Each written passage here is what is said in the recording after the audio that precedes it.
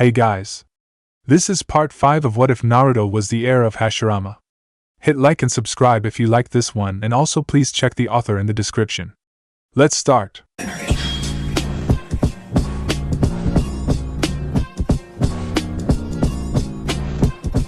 Chapter 17 Power. Naruto stood in his one-tailed Jinchuriki cloak as he faced down his best friend, Sasuke, in the Valley of the End. Naruto had his eyes narrowed at Sasuke's new power, as he had revealed to have attained the Mangekyo Sharingan.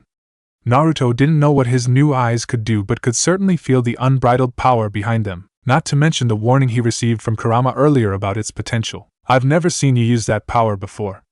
So how do you have those eyes?" said Naruto, talking about Sasuke's Sharingan. Sasuke smirked at Naruto's words.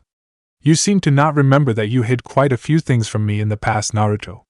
Your Jinchuriki status and your Mokutan abilities. Who's to say that I never did? We all have our secrets," said Sasuke as his gaze shifted to the water that flowed between him and Naruto. As he stared at his reflection, he continued to speak. "These eyes are only attainable to those that have experienced the death of someone close to them.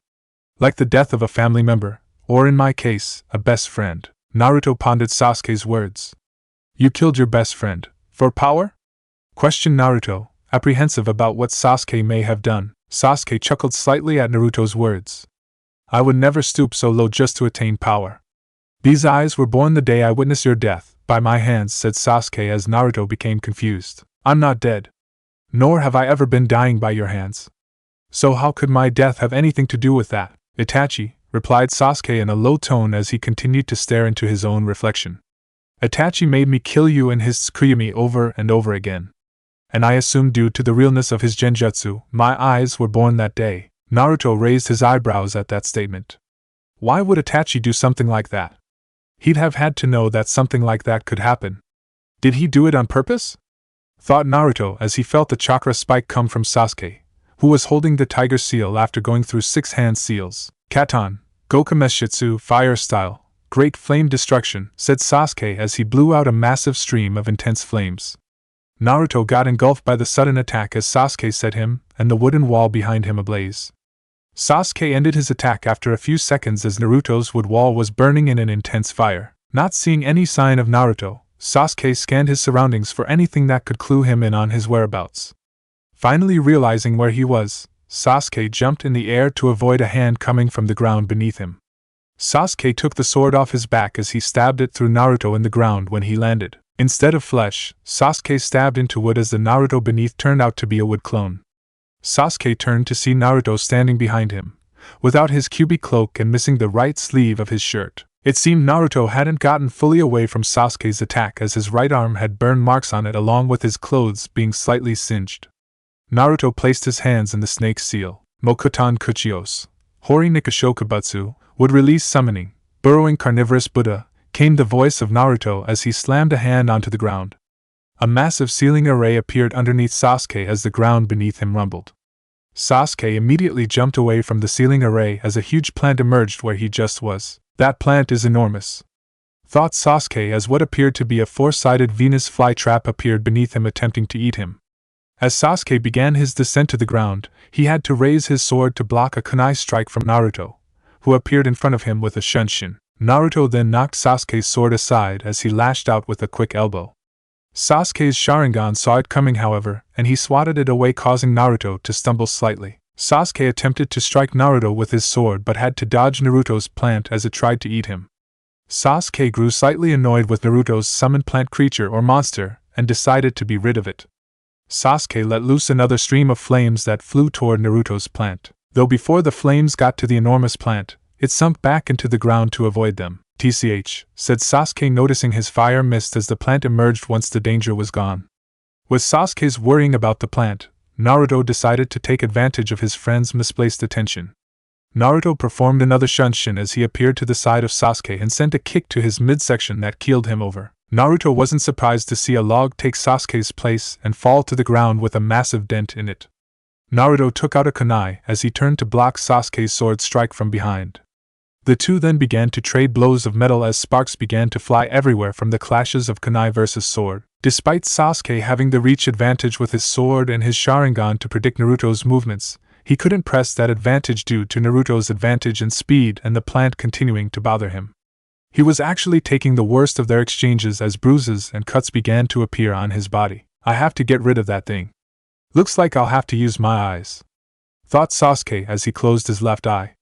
Sasuke dodged another attempt of Naruto's plan to eat him only to be kicked away by Naruto. Sasuke blocked the kick and landed on his feet as he prepared his technique. Blood seeped from Sasuke's left eye as he turned his head toward Naruto's plant. Amaterasu, heavenly illumination, said Sasuke, opening his left eye. Nearly instantaneously, Naruto's plant was set ablaze by a majestic black fire. The plant shrieked in agony as it tried to quench the flames by diving in the water, but to no avail though as the black flames continued to burn even underwater, as the plant eventually was turned into ash. Naruto stopped fighting at the sight of Sasuke's jutsu. So that's the power of the Mangekyo. Even with my plant going underwater, the fire didn't stop burning it, thought Naruto as he stared back at Sasuke. Due to the blood that seeped from his left eye, I'm assuming he can conjure up unquenchable black flames from that eye specifically. I'll have to be careful. Sasuke shut his left eye immediately after turning Naruto's plant into ash. A few seconds after the plant was finished, Sasuke clutched the left side of his face as he felt the after effects of using the jutsu. I can't keep using those techniques. It'll do me no good to use those powerful jutsus if it'll eventually make me go blind. I'll have to use it sparingly, thought Sasuke as he removed his hand and stared back out at Naruto. That was a powerful technique he used just now.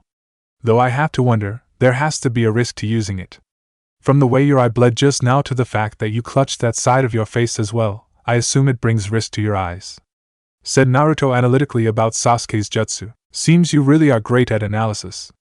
But now that you've seen what I could do, what makes you think I won't burn you alive right now? Questioned Sasuke as Naruto never wavered from the threat, despite the jutsu's speed. I have a way of evading its harmful effects, said Naruto confidently as he held up a half-ram seal with his right hand. Mokutan, Deijirin no Jutsu, wood style, great forest technique. Naruto's right hand morphed into a dozen wooden branches as they converged to attack Sasuke. True, Naruto could just dodge my jutsu. With the way he can turn his body into wood, he could probably just peel off whatever part of him gets struck by Amaterasu and avoid it altogether. Not to mention he probably noticed that my eye bleeds whenever I use it, so he'll be even more prepared, thought Sasuke as he evaded Naruto's jutsu. Sasuke had to keep evading as the branches continued to diverge and chase after him. Using Tsukuyami on him would most likely be pointless. He said it himself that genjutsu is meaningless to use against him. Even with my Mangekyo, he'd still be able to break it as I'm not too good at using it. Danzo-sama said it was even truer due to his Jinchuriki connection. That just leaves one option. Sasuke had been backed up into the base of the waterfall by Naruto's jutsu. Sasuke evaded it once more as the jutsu smashed into the base of the waterfall with great impact. Sasuke landed on Madara's stone foot as he heard the familiar swirling noise of Naruto's most used jutsu behind him. Naruto appeared in a shunshin behind Sasuke as he prepared to end the fight with a Rasengan. It's over, Sasuke, said Naruto as he smashed his jutsu into a skeleton. Naruto's Rasengan struck what appeared to be the spectral image of a purple skeleton surrounding Sasuke. The defense held firm to Naruto's Rasengan as it grew an arm that swatted Naruto over to Hashirama's foot. Naruto crashed into Hashirama's foot after being thrown away with great force by the sudden attack. Naruto felt a dull pain as he looked up from the crack he was in to see a gigantic, humanoid being surrounding Sasuke. Naruto began to stand and stare in awe of what he was seeing as Sasuke turned to face him fully. Sensing Naruto's wonder, Sasuke decided to quell his thoughts. Susanoo, said Sasuke, speaking about the purple being surrounding him. He with the ability to help by all means. This is the third power of my Sharingan. Sasuke's Susanoo had an entire upper body made up of only bones and muscle. It had 2 horns on its skull, glowing yellow eyes, and 4 arms. It then manifested what appeared to be a sword as it raised the spirit sword to attack Naruto. Naruto smirked at his friend's ability, and despite the situation had to admire his friend's prowess. That jutsu just took a Rasengan, and didn't waver in the slightest. But Naruto had more up his sleeve as well. Naruto placed his hands in the snake's seal. Naruto's chakra flared as the Shodai's necklace glowed a bright green.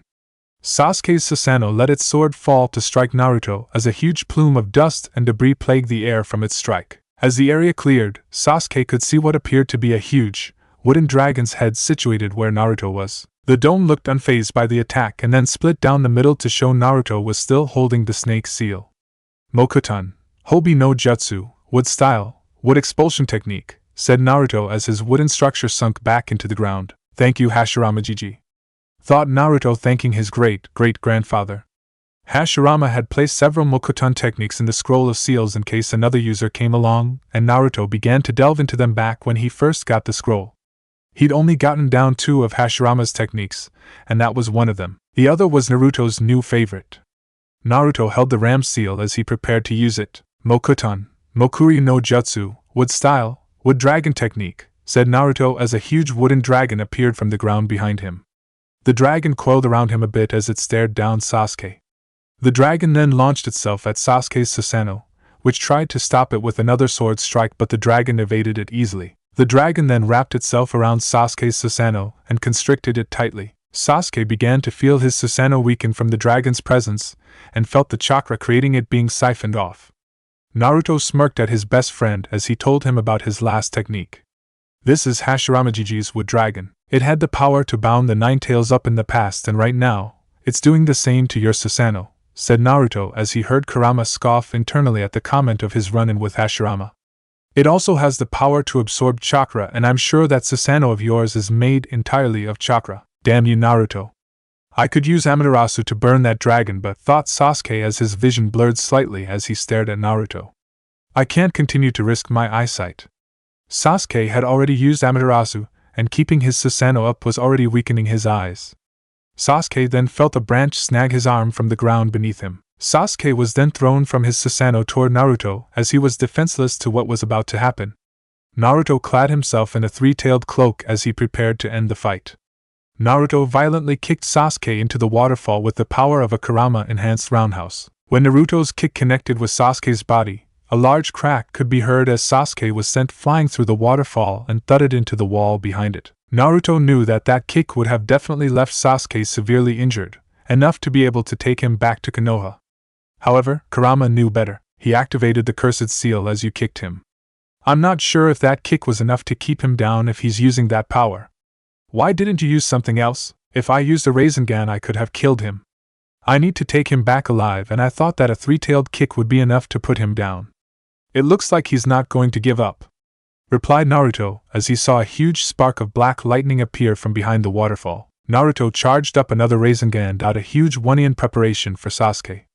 Sasuke came walking out of the waterfall in his cursed seal level 2 form with his right hand cloaked in a huge amount of electricity. This is it, Naruto, said Sasuke as he took off in a sprint at Naruto, who returned the sprint in kind. Chochakura Chidori, Super Chakra Chidori, Otama Rasengan, Big Ball Rasengan, came the shouts of Sasuke and Naruto respectively as they met in a clash. Sometime later, it's just up ahead, Kakashi, came the surprisingly deep voice of a small dog named Pakken. Pakken was leading his summoner, Kakashi, through the woods as they were headed to try and retrieve his ex-students. Kakashi merely nodded at Pakken as he continued sprinting. Sasuke left the village. Tsunade-sama said that Danzo could be involved. That team she sent should have never been sent alone. Luckily Neji was still alive after his fight. The team from Suna helped keep the rest of the group from harm's way.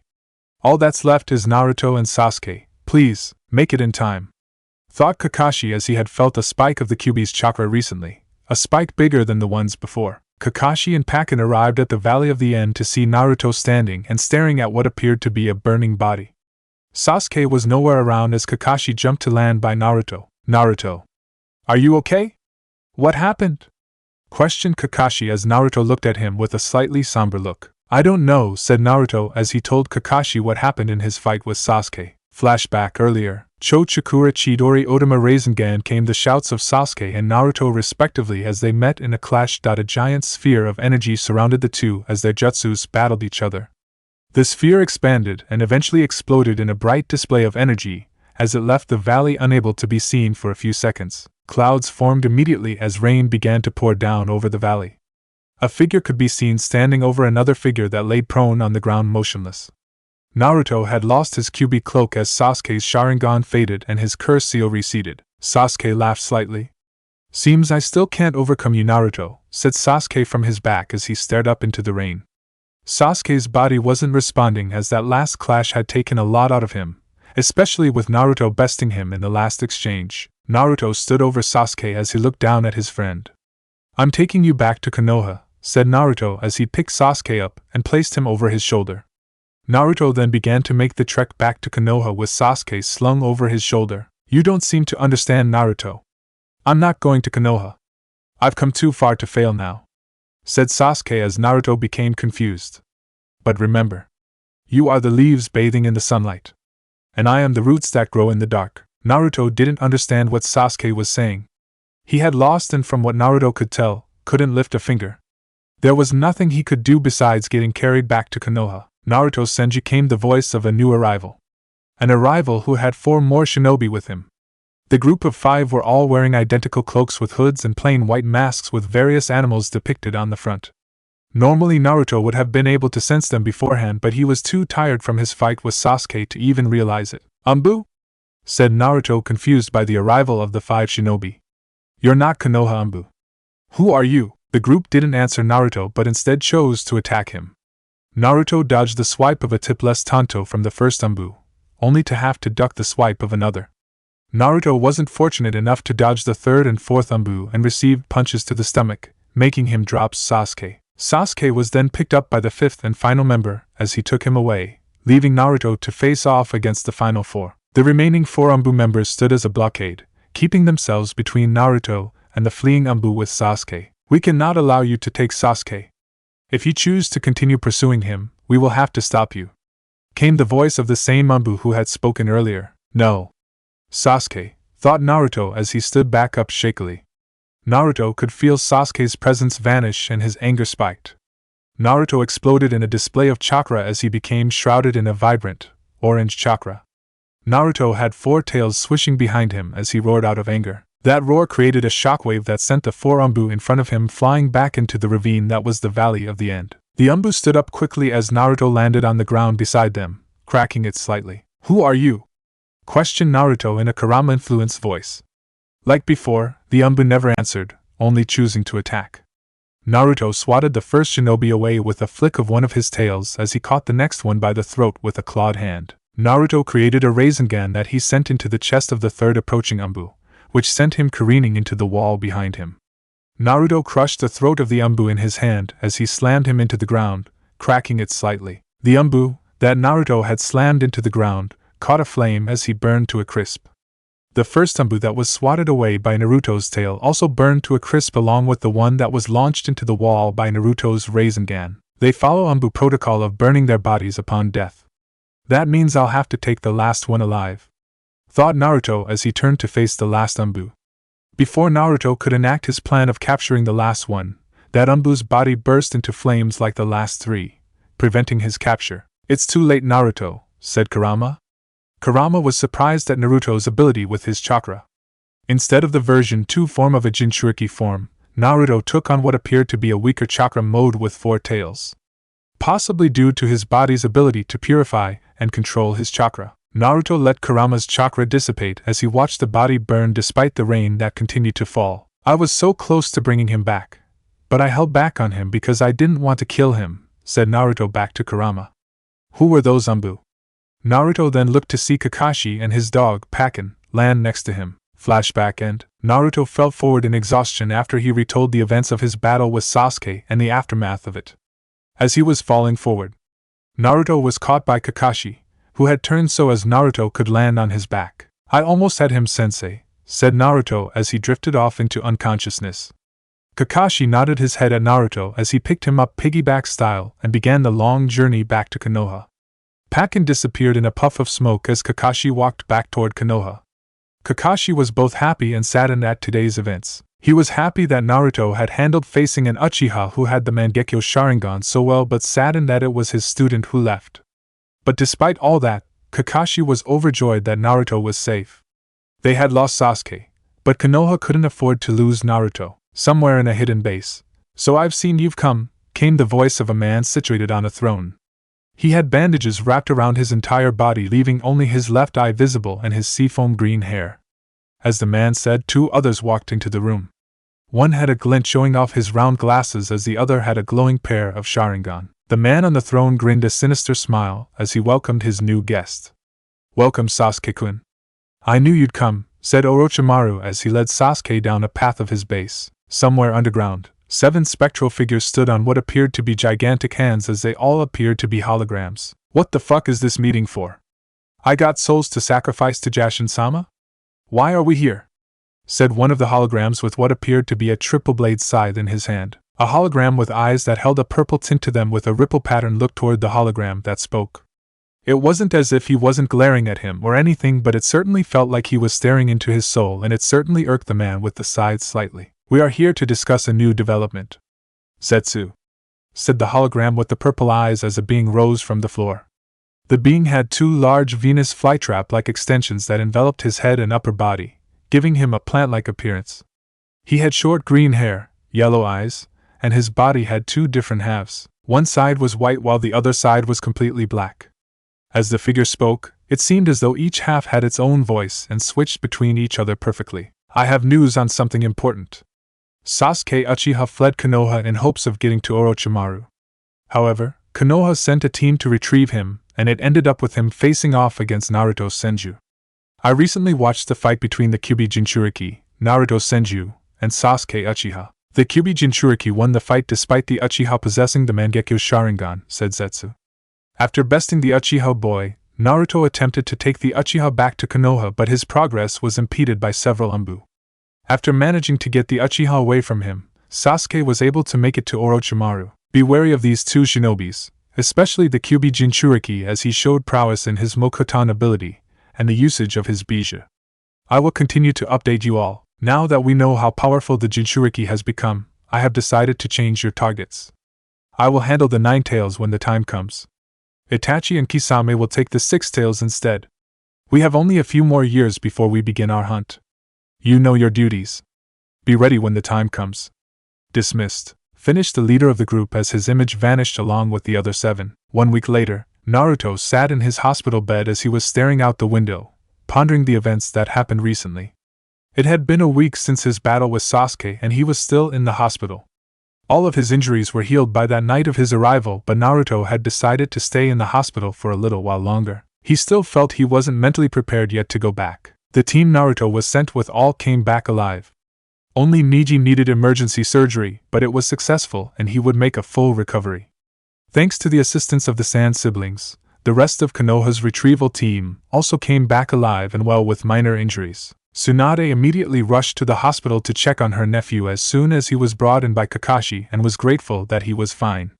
Tsunade debriefed Naruto the next morning as he told her the events of his mission from his perspective. After hearing about everything and how he failed due to being stopped by Anbu, Tsunade just knew that Danzo was involved somehow. Despite not having any evidence to prove it, Tsunade was going to make certain that Danzo paid for what he did, especially since it went against her directly. His dealings in the shadows needed to be put to rest, and she was going to see that it be accomplished. Naruto had gotten many visitors during his stay in the hospital, including his friends and their senseis, along with Tenzo and Yugao. They all wished him well and gave him words of encouragement despite what just occurred. When Sakura had come to see him, she gave Naruto a long hug as she felt the same way he did. She had lost a teammate as well and was saddened that she couldn't stop him either since she was the first to notice him leaving. She did tell him that one day, whenever Naruto decided to hunt down Sasuke again, she'd be there with him. Despite all of his visitors, Naruto still sat in his hospital bed as he blew out a long sigh. Naruto never shifted his gaze from the window as he felt a familiar presence land on his windowsill. "Hey Gaki! How you holding up?" came the voice of Jiraiya as he sat on Naruto's windowsill. Naruto blew out another sigh as he looked toward his sensei. "I've seen better days, Jiraiya-sensei. What brings you back to Konoha?" questioned Naruto as Jiraiya looked at Naruto with a look of slight pity. Jiraiya knew what Naruto was going through as he had gone through the same when Orochimaru left, though it was probably worse in Naruto's case as he had actually beat Sasuke and only lost him due to Danzo's interference. Luckily Naruto didn't know that yet. All hell would break loose if Naruto knew Danzo was the reason those Anbu attacked him. "I just came to tell you that you have a meeting with Tsunadeheim tomorrow morning. It's important and has to do with you. Be there," said Jiraiya as Naruto merely nodded his head weakly. Jiraiya, getting tired of seeing Naruto mope, decided to get him out of his funk. Jiraiya pulled out a folder and tossed it to Naruto. Naruto caught the folder and opened it to view its contents. After about a minute of looking over the folders inside, Naruto looked up at Jiraiya to see him smiling a very lecherous grin. That's right, Gaki. I have it, said Jiraiya as Naruto blushed a deep red. I thought Tsunade-chan got the original? Questioned Naruto as he saw Jiraiya still smiling as he held up the original photo of Naruto and Yugito kissing. Well, when you and Tsunadeheim decided to get drunk off of Buntasake, I came in and tinkered with your seal. I loosened it to allow more of the Nine Tails chakra to seep into your system, and while I was there, I happened to hear Tsunade singing love songs while waving a picture around in the air. Lo and behold, it's the picture of my young apprentice getting his groove on with the Kumo girl. I think I'll be able to make a lot of money off of a picture like this. What do you think, Nar? Said Jiraiya as he had to dodge a fist. Oh ho? You'll have to do better than that if you plan to get this picture. Jiraiya took off running as he was chased by a hospital gown wearing Naruto. Give me that picture! Shouted Naruto as he sprinted after Jiraiya. Path in Konoha. Ino was having a great day. She was walking down a path that headed toward Konoha's hospital. Ino was holding flowers that she had gotten for Naruto to help him feel better about the whole Sasuke situation. As she was walking, she noticed a trail of dust heading her way and couldn't see anything but a large mane of white hair speeding toward her. The figure jumped over her as she realized it was Jiraiya-sama. I wonder what he's running from, said Ino, who turned to watch Jiraiya run. Ino then turned her head back around as he saw a smaller trail of dust coming down the road. She saw the trademark golden blonde hair and instantly knew it was her crush. But just like Jiraiya did earlier, Naruto jumped over her to get to Jiraiya. What Ino wasn't prepared for was the fact that Naruto was wearing a hospital gown. Only a hospital gown. And she happened to get a front row seat to what made Naruto. All of it, nothing was left to the imagination to her. The poor girl fainted on the spot as she laid prone on the ground with a stupid grin and a trail of blood leaking from her nose. One day later, Naruto stood in Tsunade's office the next morning. Naruto was clad in his Umbu uniform as Jiraiya and Tsunade were in the office with him. Jiraiya was situated on the windowsill like normal as Tsunade sat on the front of her desk. So what's this meeting all about, Bie-chan? Asked Naruto as the two Sannin just sat and stared at him. Tsunade smiled at Naruto sweetly as if she was waiting for him to say that. Well, Naruto. Jiraiya and I had a discussion yesterday, said Tsunade as Jiraiya scoffed indignantly. And we think you're ready. Naruto looked confused slightly as he pondered what Tsunade meant exactly. Ready for what, Bie-chan? Jiraiya decided to butt in at this point. A training trip. You and I will travel the world as I teach you all about being a shinobi, said Jiraiya as Naruto looked at him confused. For 3 years, spoke Jiraiya to answer Naruto's impending question. Can I refuse? Asked Naruto as Jiraiya looked stunned. What? Going on a training trip for 3 years to get stronger as a shinobi? I would love to do that, but you have duties to the village and most likely wouldn't be able to focus on me the entire time. Plus, Bakon's here and I have my responsibilities as an Umbu. I can't just give all that up at the drop of a hat to go on a training trip. If I did that, I'd be no better than Sasuke. Jiraiya smiled at Naruto's words. Damn right, Gaki. That's what we were thinking. I just wanted to see if you had your head on straight. Glad you do. However, said Jiraiya as his smile dropped and his face became serious. My informant told me that the Akatsuki will begin moving in 3 years and that their leader is coming for you specifically, so you'll need to be prepared. That's why in 2 years, you will go on a training trip with me. We will spend 6 months together as I prepare you for the Akatsuki. And it will be in the land of the toads, so I'll be able to spend all my time with you. Naruto nodded his head as that was much better than spending 3 years away from Konoha, halting all of his progress as a shinobi and being away from his home for that long. That sounded like a much better plan. That's only the final part of the plan, said Tsunade, getting Naruto's attention. There's a special place that you'll be sent to and trained in how to advance your Mokutan more, along with a certain power. It's a special place that Gigi went to and that'll you'll also go to. I cannot tell you now, but I'm certain that you'll enjoy your time there. This will happen in a year as I have to make sure all the preparations are for your arrival. Naruto wondered what kind of place it could be if it required that much preparation just to be able to go to it. But for now, Naruto, you'll still be assigned under Nico in Squad 3. We need you back out in the field, said Tsunade. Naruto nodded his head as he pulled his Gamma mask out of his ninja pouch. And don't worry. If we get any intel on Sasuke, you'll be the first to know. Finished Tsunade as she sent Naruto to the Umbu headquarters. Not 20 minutes after Naruto left, Shizen walked in with news that Danzo had arrived and was ready to see her. Shizen shut the door as she left Danzo alone with Tsunade and Jiraiya. Danzo walked in with his cane as he wondered what he was here for. What is it that you wish to speak of, Heim? Said Danzo stoically. Cut the bullshit, Danzo.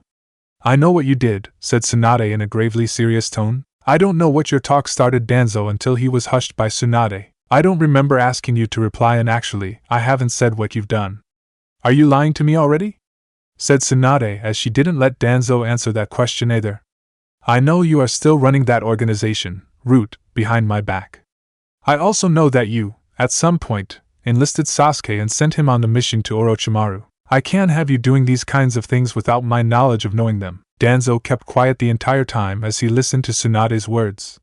However, Danzo wasn't a war veteran or master of negotiation for nothing and easily caught Tsunade's hidden meaning in her words. What are you asking of me? If I continue to allow your Root faction to exist, I want to be informed of its activities. You don't have to tell me everything, but things involving my shinobi, Sasuke Uchiha for example, need to be discussed with me first. Especially when I endanger the lives of my shinobi to get him back when it was planned by you from the start that they wouldn't make it. Said Tsunade as Danzo didn't show a visible outward reaction. I could say no, but then that would lead to more problems than I already have. Saying yes would mean that I'd have to keep her informed on my movements. But that's an easy price to pay to be able to continue my work. So I'll play your game, Heim. But eventually I will take over and lead Konoha to greatness, thought Danzo as he nodded his head towards Tsunade. Of course, Tsunade Heim. It is the least I can do. Would you like to know about Sasuke's true mission? Said Danzo. Part 1 completed. I know your game, Danzo, and you're not the only one that can have hidden motives, thought Tsunade as she nodded to find out about Sasuke's mission. 1 year later, Naruto age 16. So there was nothing in this base either?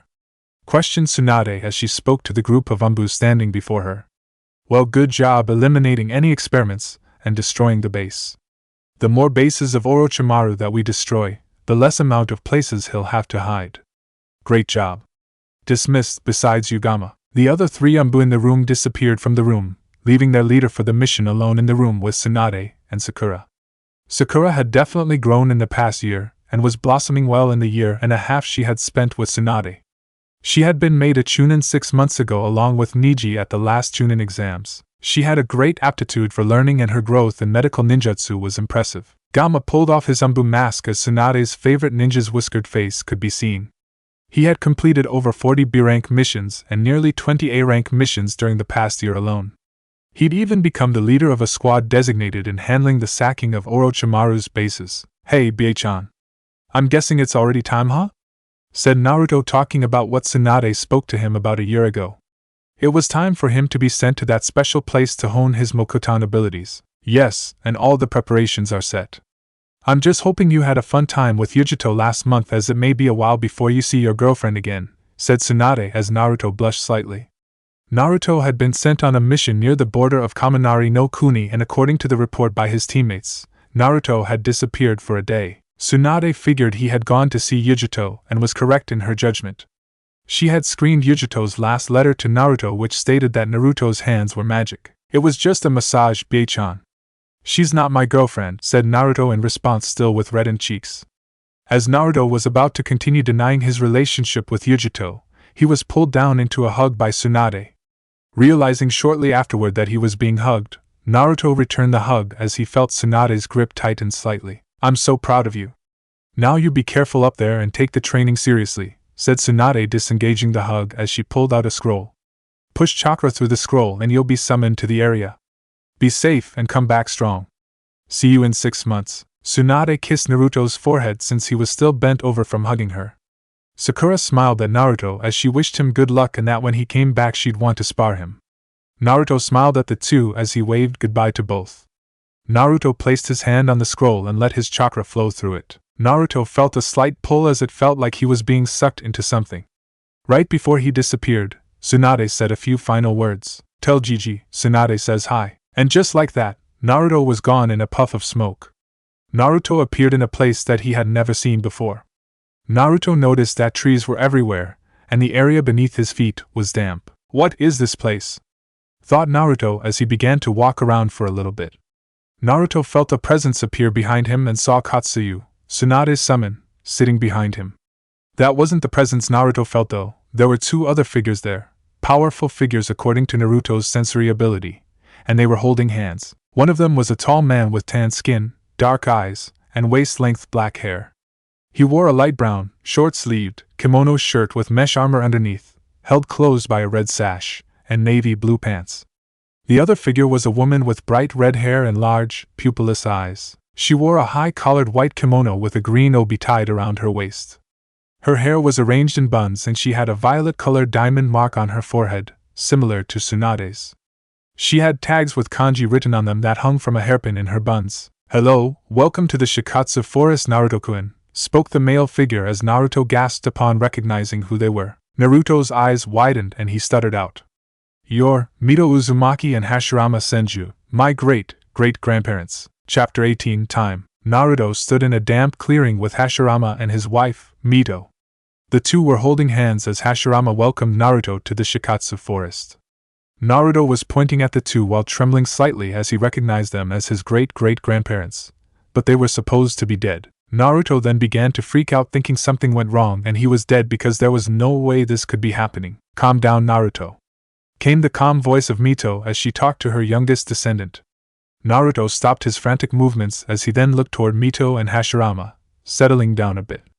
"Glad you've calmed down," started Mito until she was cut off by the sudden appearance of Naruto. Naruto performed a quick shunshin and appeared in front of Mito with a fist cocked back. They have to be Edo Tensei reanimations. Only Orochimaru uses that jutsu, and that means that they are under his control. I have to stop them, thought Naruto as he swung his fist at Mito. Naruto was surprised, however, when he noticed both Hashirama and Mito smiling at him, even as his fist was approaching. Mito brought her hand up as she easily caught Naruto's punch in her palm with no effort.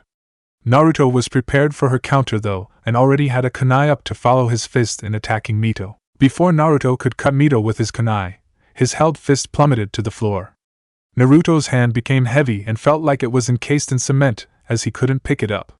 Naruto was wondering what was going on until he noticed a sealing array appear on the back of his hand. "Did she do this?" thought Naruto as he struggled to move his arm. "Naruto-kun, we aren't your enemies. There's no need to attack us," said Mito as she helped Naruto up while releasing the seal on his hand. Naruto stood up as he wondered how this was possible. "Then what's going on? How could you two be alive?" said Naruto confused. Mito took her hand off of Naruto's as she smiled sweetly at him. "We are chakra," said Mito as Naruto became even more confused. A long time ago, Hashi-kun had this idea that maybe one of his children's children would be able to use the Kekai Genkai, Mokuton. So he left techniques in the scroll of seals for them to use. Hashirama grinned heavily at Naruto as he slapped him on the shoulder. "And I was right," shouted Hashirama as he picked up Naruto and swung him around. "Tsunade told me all about you, Naruto-kun. It's so great to see someone being able to use it. It's even better since Mito decided that we should leave chakra imprints in case there ever was one so we could meet them in person.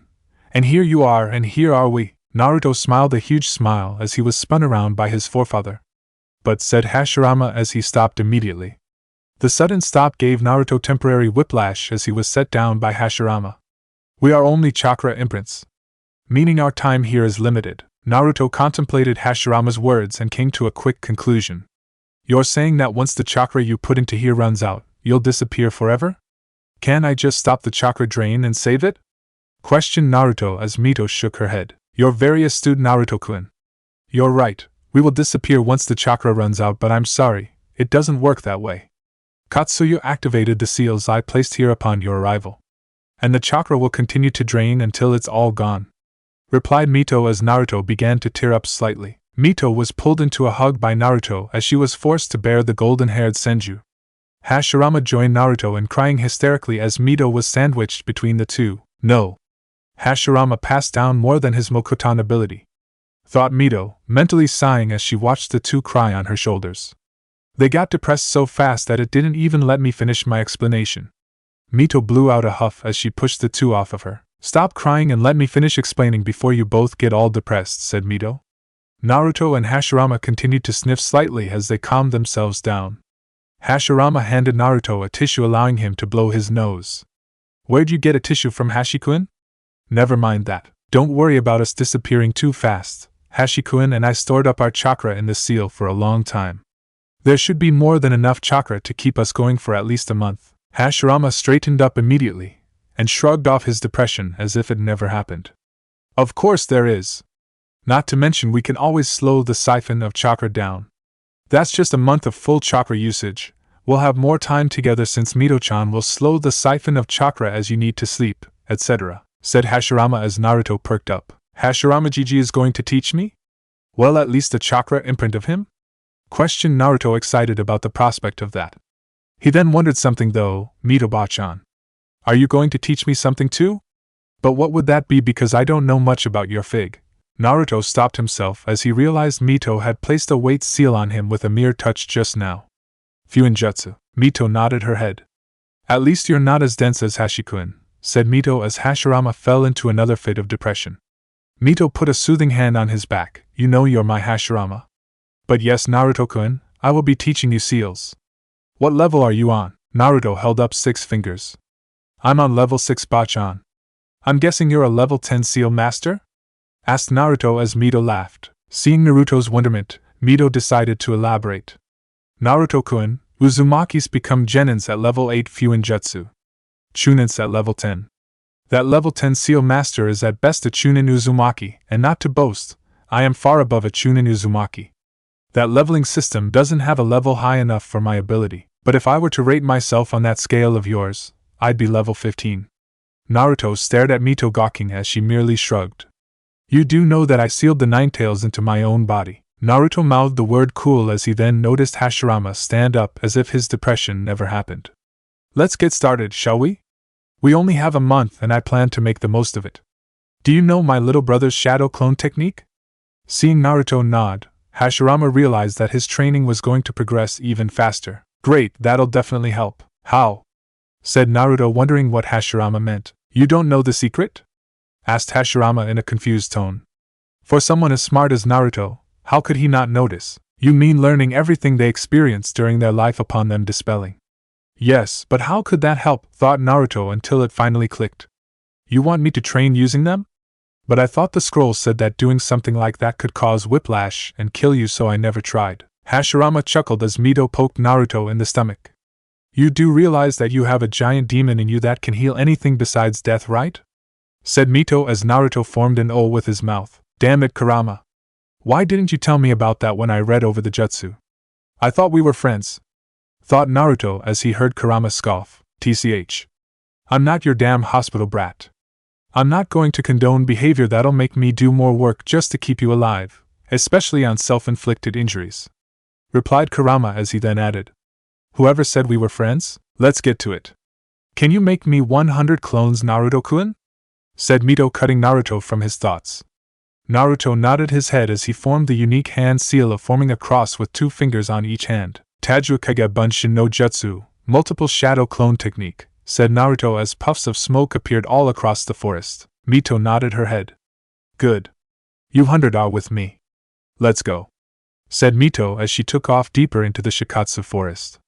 Mito instructed those 100 Narutos to practice their calligraphy as it was not to the standard she liked when they first made a seal. Your calligraphy needed to be perfect to use Fuinjutsu, and Mito was definitely going to make sure it was perfect before she taught him any seals. With Mito gone, it left just Hashirama and Naruto alone in the clearing.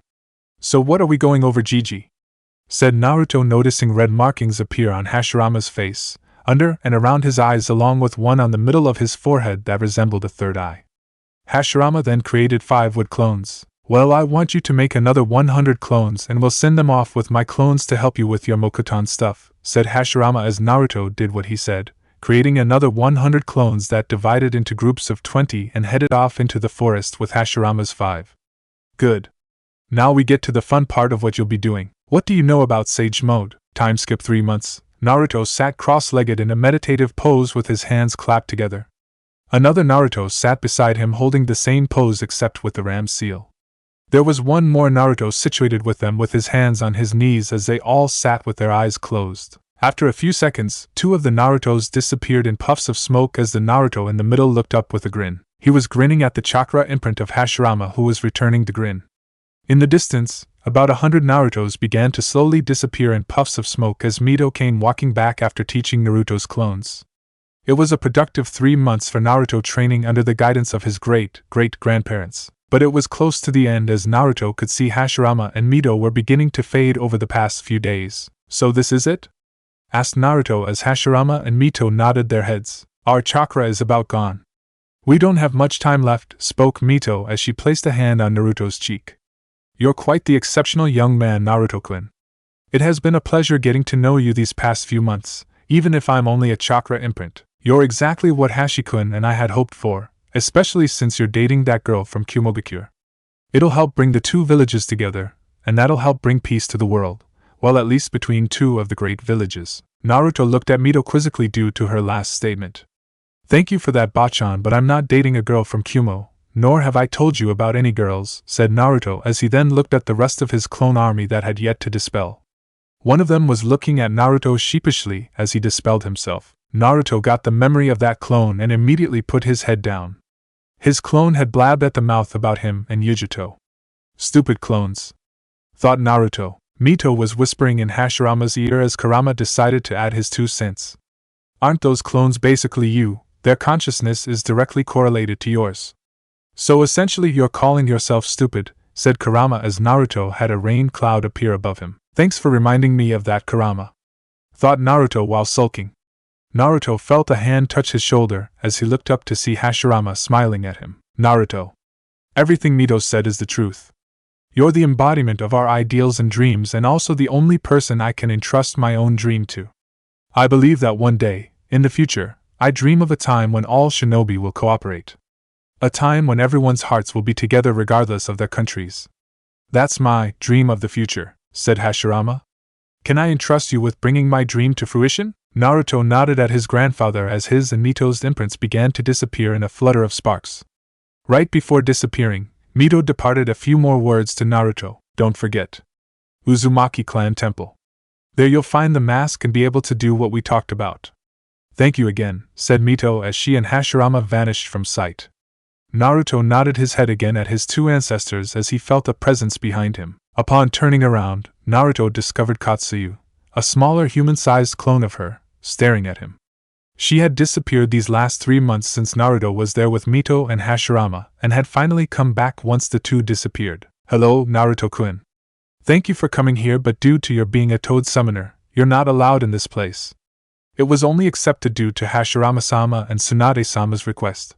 But since their time is up, it's time for you to go." "I understand, Katsuyu-sama. I'm guessing you're my way out of here?" asked Naruto as he was then swallowed by Katsuyu.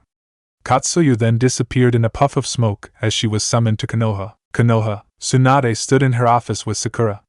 A small version of Katsuyu was on her right shoulder as the tiny slug told her it was time to summon back Naruto. Tsunade bit her thumb as she prepared to bring back her favorite blonde. "Kuchios," said Tsunade as a puff of smoke later, a human-sized Katsuyu appeared in her office. Not a second after appearing, Katsuyu's flesh peeled away to reveal Naruto. "Yo!" said Naruto coming out of Katsuyu's body. Tsunade and Sakura smiled at the boy, no young man, in front of them as both Katsuyus disappeared in a puff of smoke. Tsunade looked Naruto up and down as she nodded her head as if figuring something out. "Seems they'll have to update your bingo book entry again, Gaki. You grew some more. You need to stop growing.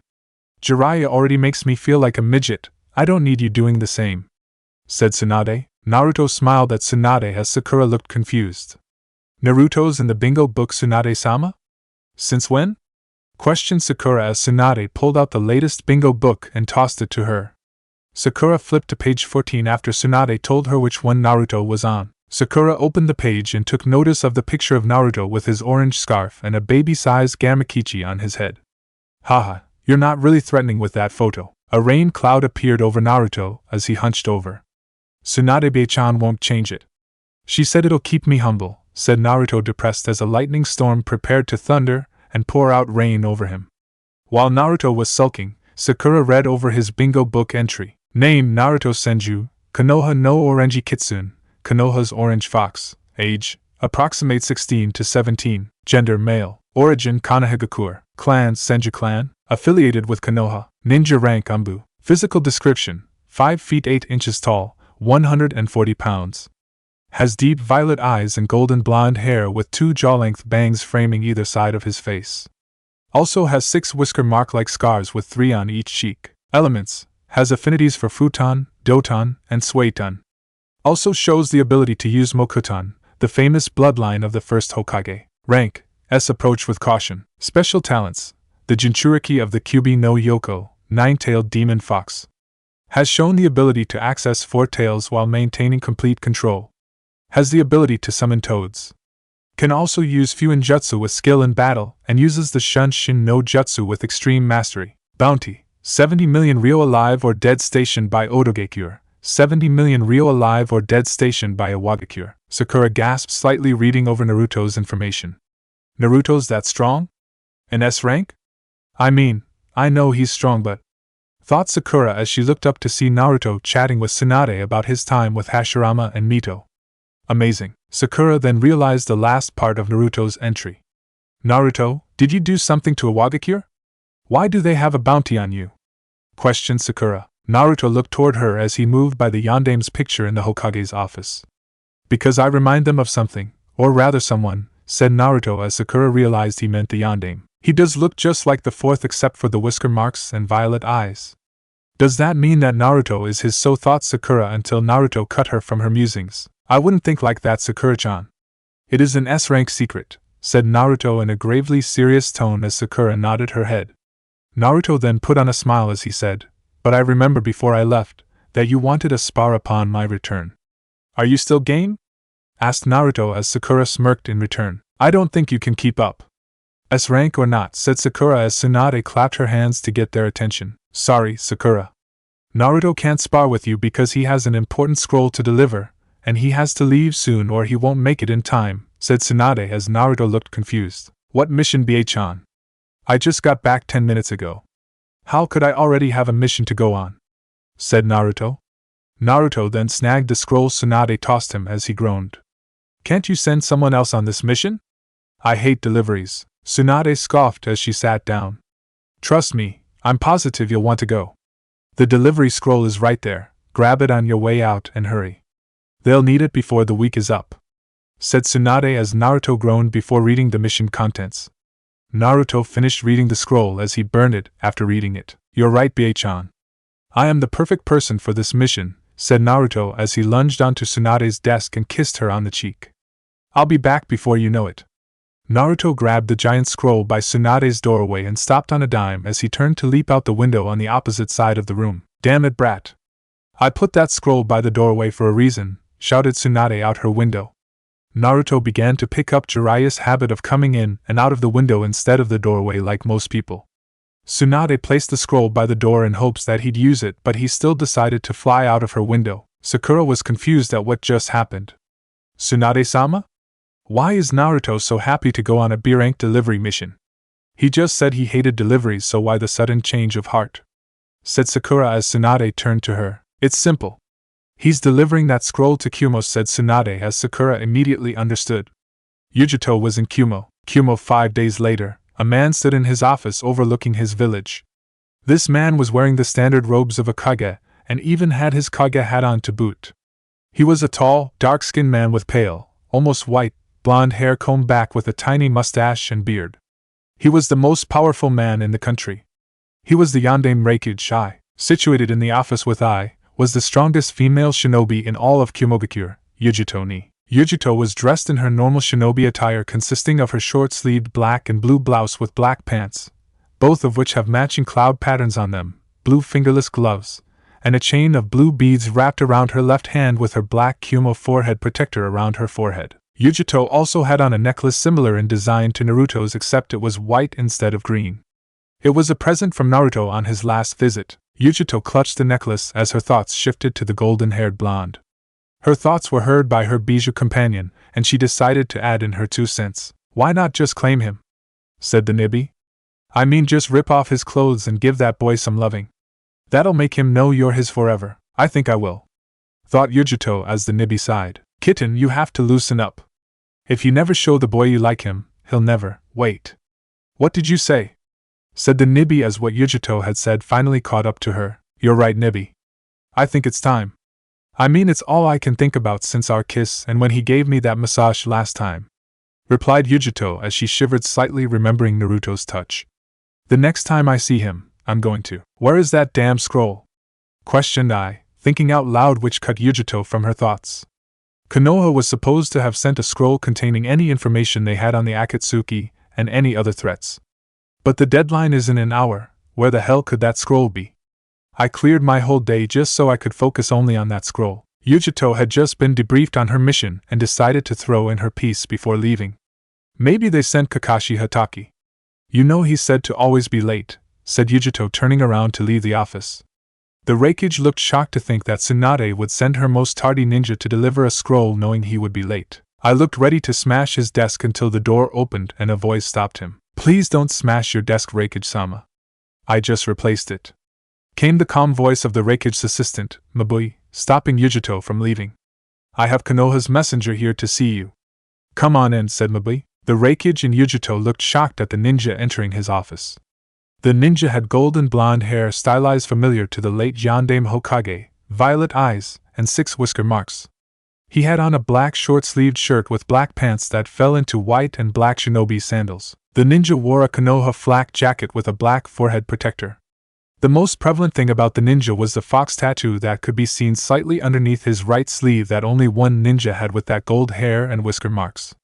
Naruto and Yugito locked eyes for a split second as the Raikage addressed Naruto. Naruto Senju, said I as he looked at the young, but strong ninja in front of him.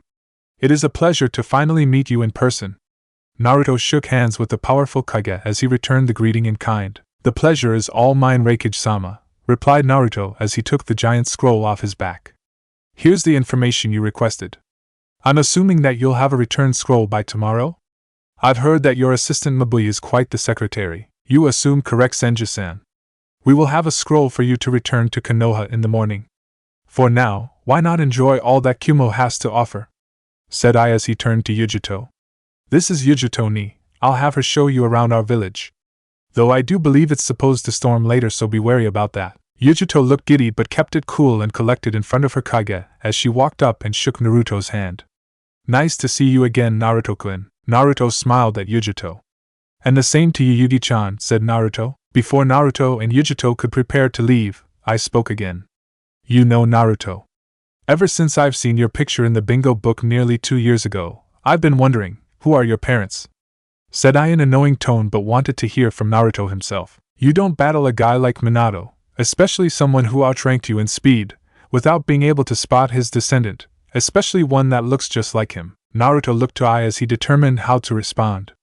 Well, Raikage-sama, I was born an orphan and had no parents ever since I could remember.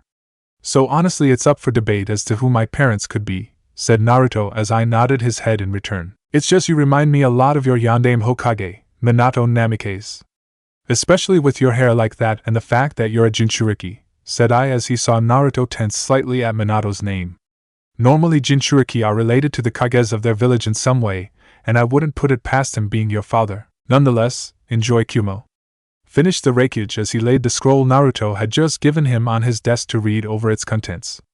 Yugito and Naruto were walking out the door when he added, I'm sure you'll enjoy your third time being here, Menma. Naruto had the decency to look sheepish as he got dragged out of the room by Yugito. Yugito took Naruto to her favorite eatery, the Kumo Sushi Bar, and as the two Jinchuriki entered, they were greeted by Amy. Welcome to Kumo's, Yugito-chan. You're back, and my oh my, who's this with you? Asked Amy as she looked at Naruto. Hey Amy, this is Naruto Senju, a Konoha shinobi, said Yugito as Naruto bowed to Amy. Nice to meet you, Amy. I've heard a lot about this place, said Naruto, standing back up with a smile. Amy smiled back but then noticed something about Naruto. Wait a minute. Haven't I seen you before? I'm having the weirdest deja vu right now, said Amy, remembering the face of Menma and seeing it in place of Naruto's, especially since their smiles were the same. No, you couldn't be him. Anyway, Yugito, the usual? Yugito nodded her head. Of course. He'll have the same, said Yugito as she and Naruto sat down at the bar. As Amy left to take care of their order, Yugito looked at Naruto. You know you're paying for this, right? And how did you come to that conclusion? Said Naruto. I thought this was you feeding me before you challenged me to a spar. It's been quite a while since our last one, and if I remember correctly, I'm up 9-5. Yugito smirked at Naruto. Don't worry. That'll come right after this. I plan to kick your ass. You're not ready for the new things I've learned, said Yugito. As Yugito and Naruto were talking and eating their food, a Kumo ninja overheard their conversation. That ninja walked out of the restaurant and left to the resident Kumo Jonin lounge. The ninja burst into the room as everyone looked toward him because of his loud entrance. Konoha's orange fox is here in Kumo. He and Yugito are going to face off in a spar in the mountains. Tell everyone the news, said the ninja as the group of ninja got excited at the prospect of seeing those two do battle.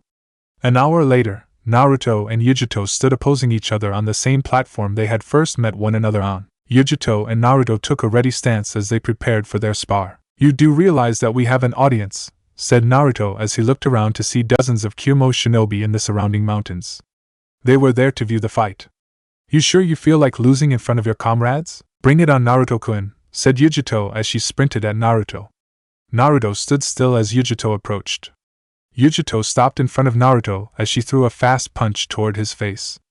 Naruto moved his head slightly to the left to evade the fast punch and returned with his own. Yugito moved her head to the right to dodge Naruto's counter. Naruto and Yugito smiled at each other since they mirroring one another at the moment. The two then kicked it up a notch as they became blurs across the platform they were on. Shock waves were felt all around as the two were clashing against each other. One of the surrounding shinobi decided to voice his opinion on the taijutsu battle. Damn. That senju kid is good to be able to go toe-to-toe with Yugito like that, but doesn't it seem like the fighting is intimate?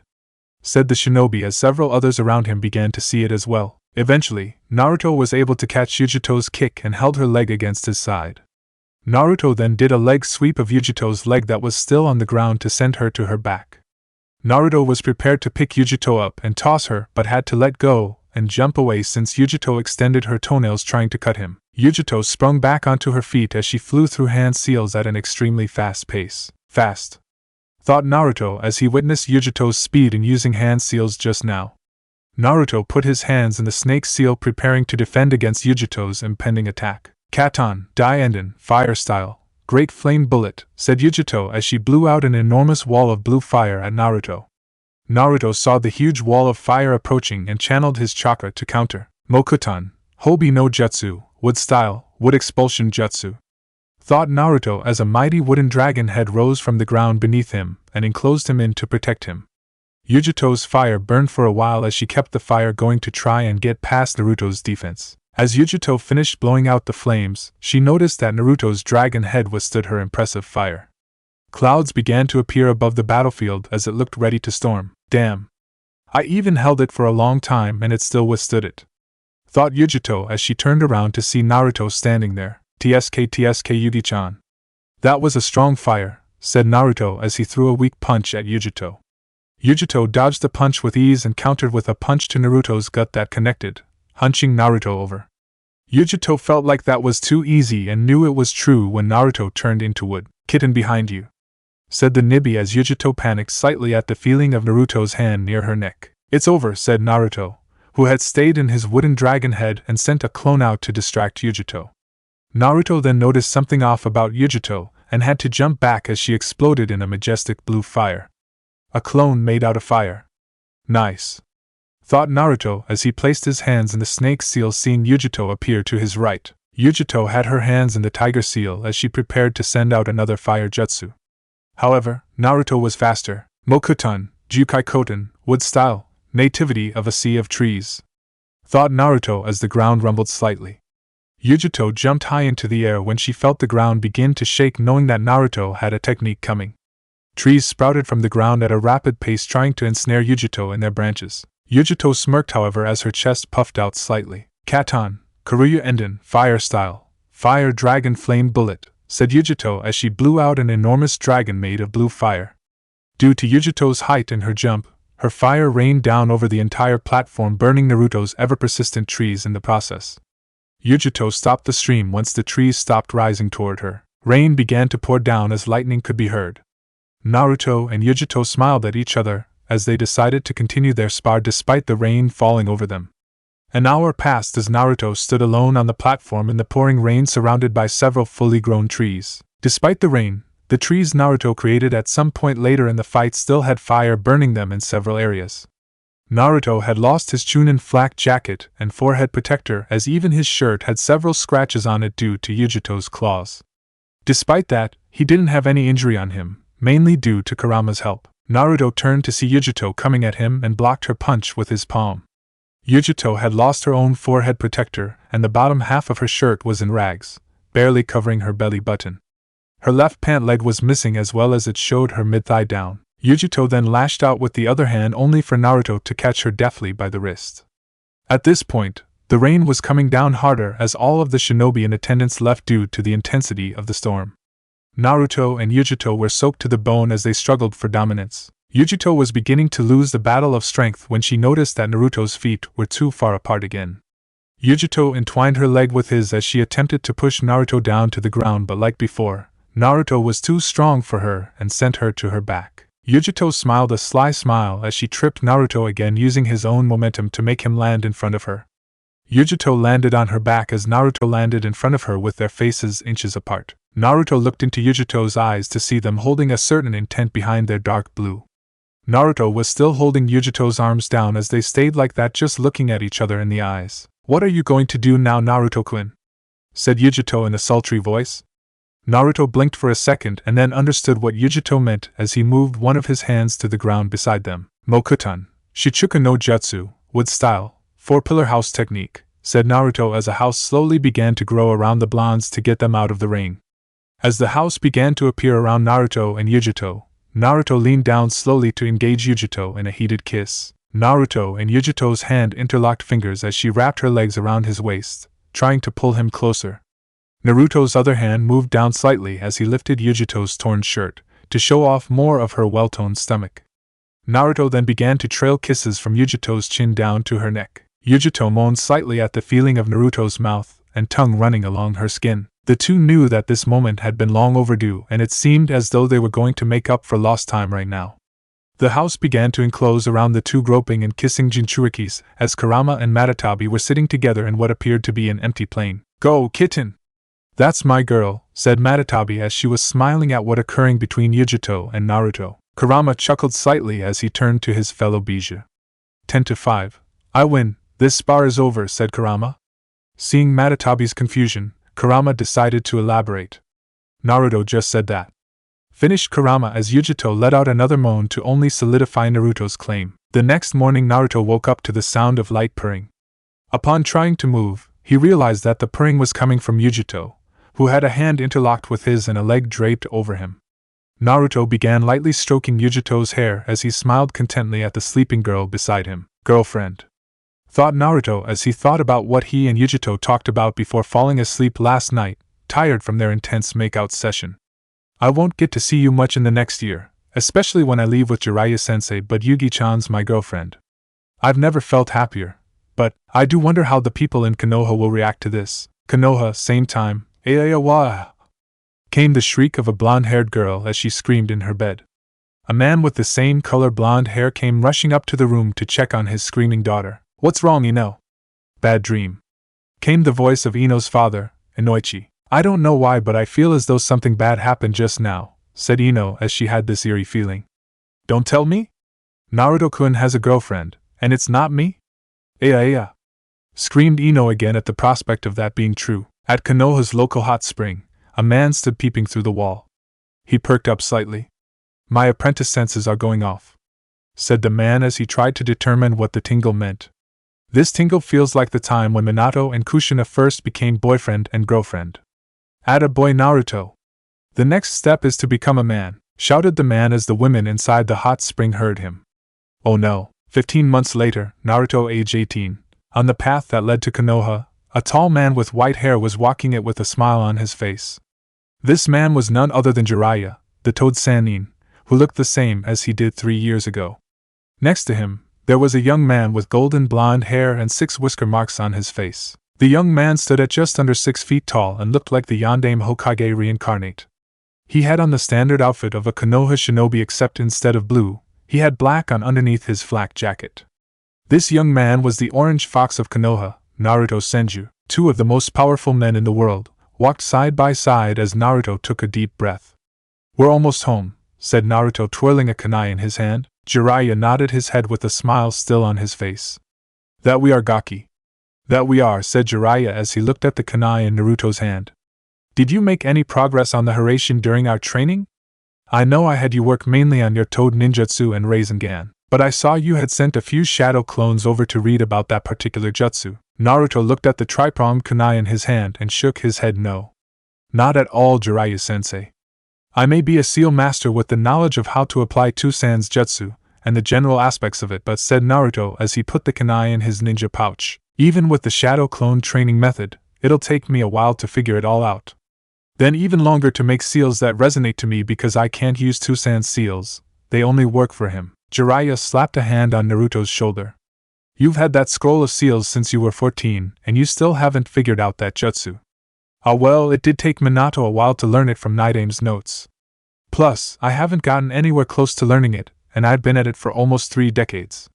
You'll get there, said Jiraiya. But why have the kunai if you can't use the jutsu? Short answer, I like them. Long answer, they are much better in close-range combat than standard kunai. They may be slightly heavier, but I've gotten used to them and they work like a charm, said Naruto as he then smirked at Jiraiya. You've seen it firsthand in our spars. Jiraiya laughed at Naruto's claim. You're right, kid, you've gotten strong. You even beat me in a few of our spars. I still haven't figured out where you learned Sage Mode. Come on, kid, just tell me, said Jiraiya. Jiraiya attempted to begin Naruto on the process of learning how to access senjutsu, only to find out Naruto was already a sage, a powerful one at that. Jiraiya found that out in their Sage Mode spars. The kid hit hard. You know, Bachan said I can't tell you that. Plus, even if I did, you wouldn't believe me, so don't worry about it. The elder toads did take it hard when they learned of it though, but at least they're cool with it, said Naruto. You're going to listen to him over me? Your own sensei and godfather? Questioned Jiraiya as Naruto nodded his head without hesitation. Jiraiya's face fell at Naruto's nonchalance. What has this world come to? My own apprentice is choosing others above me, said Jiraiya as he and Naruto walked through Konoha's gate. God damn it! We let another one slip past us, Izumo, said Kotetsu, waking up from his nap to see Jiraiya and Naruto walking into the village. Izumo yawned as he opened an eye from the guard booth they were in. It's Jiraiya-sama and Naruto. It's not like they would have stopped anyway. But damn, Naruto looks just like Yondaime-sama now. The similarities are uncanny, said Izumo as they looked at their retreating figures before returning to sleeping on the job. Tsunade was in her office sitting at her desk with Sakura and Shizen behind her. Tsunade was going through paperwork as they heard 2 thuds come from behind them.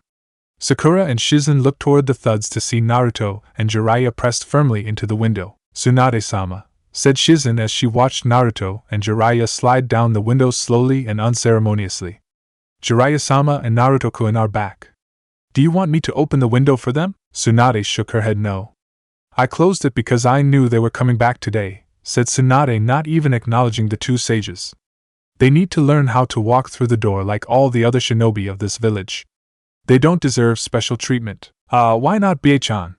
Asked Naruto standing inside Tsunade's office. Because I said so. I'm the Hokage and you're just a jonin. Hell, even Jiraiya's just a sannin, so technically you're my subordinates, and should be doing what I say, said Tsunade as she then realized Naruto was in the room. How the hell did you get in here? Naruto opened the window as Jiraiya came flying in. I lost to Sensei in rock, paper, scissors. Then I just came up through the floorboards so I could open the window for him, said Naruto as Jiraiya threw up a victory sign. Yahoo! The streak is still alive, said Jiraiya, talking about how he hadn't taken a different route than that window into the Hokage's office since Minato became the Hokage. Haim. Why'd you shut the window on us, especially me?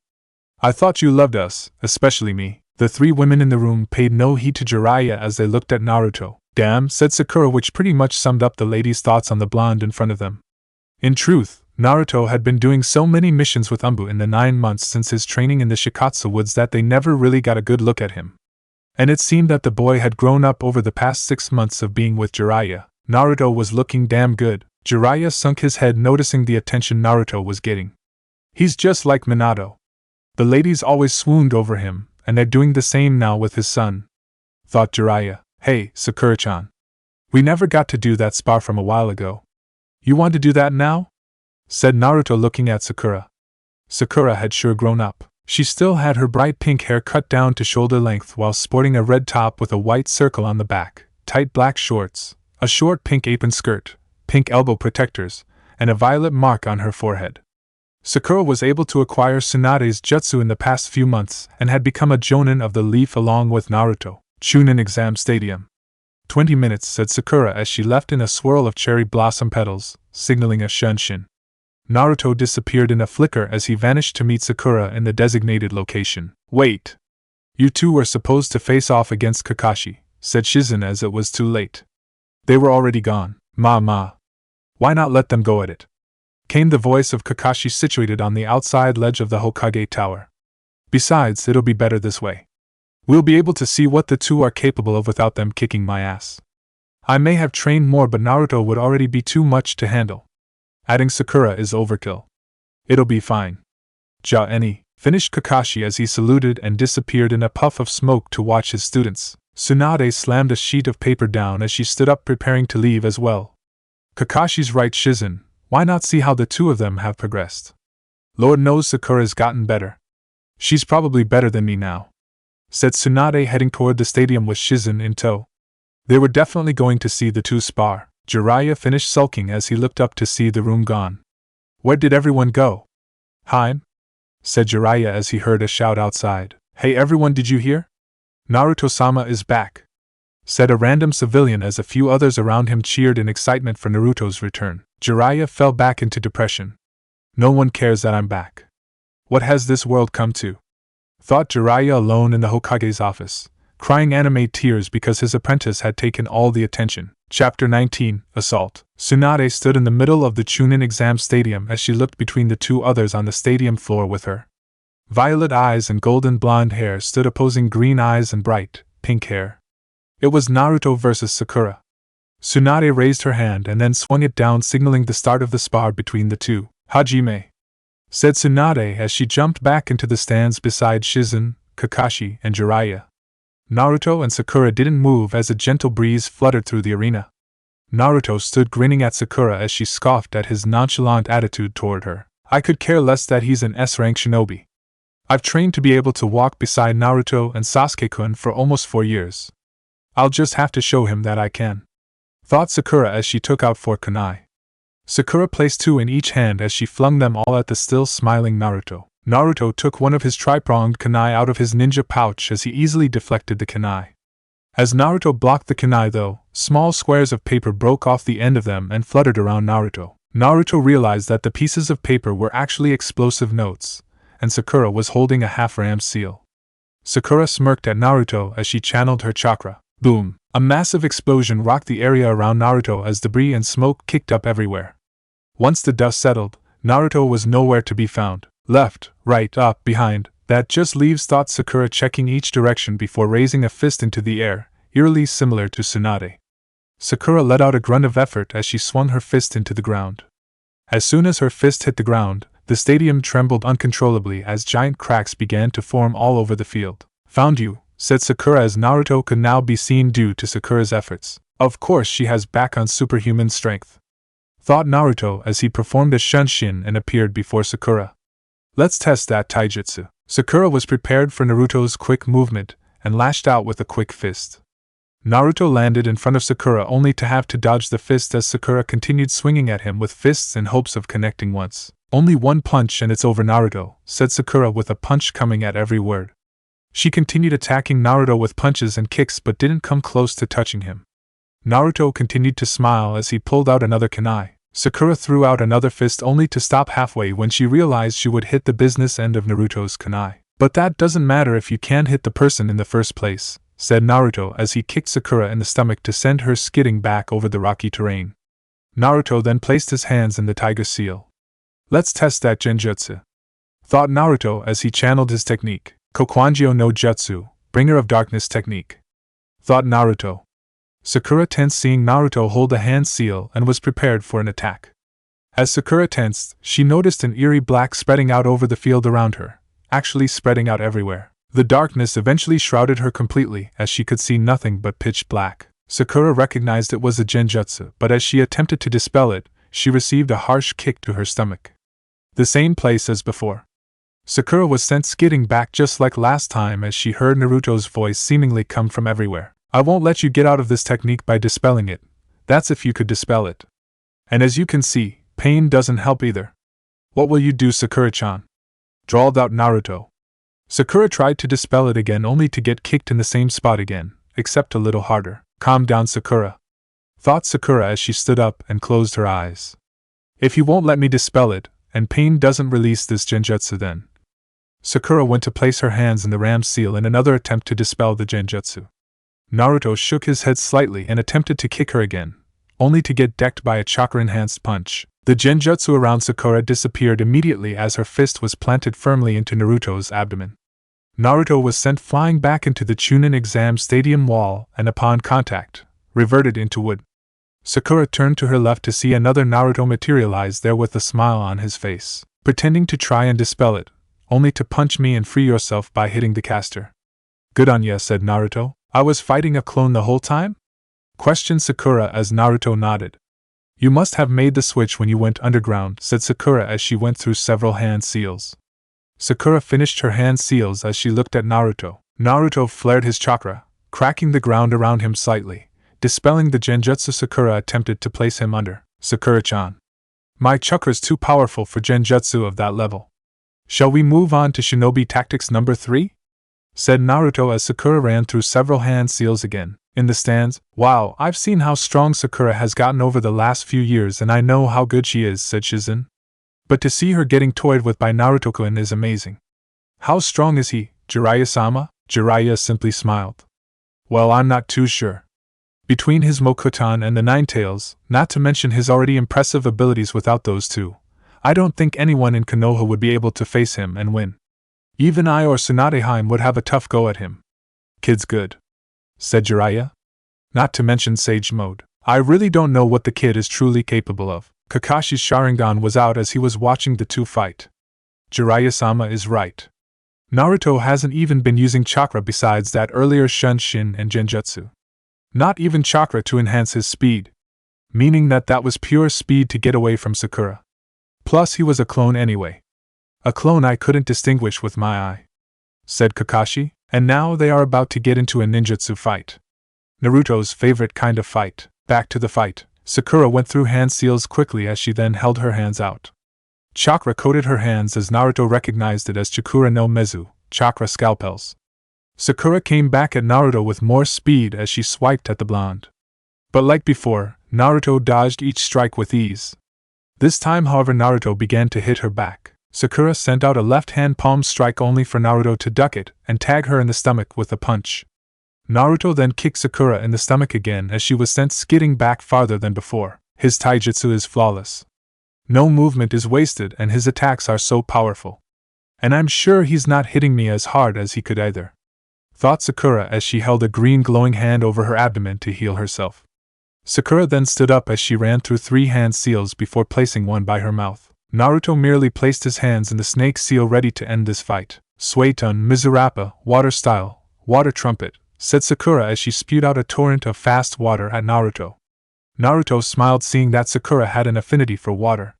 Too bad that just happened to be one of the worst chakra natures to have against him.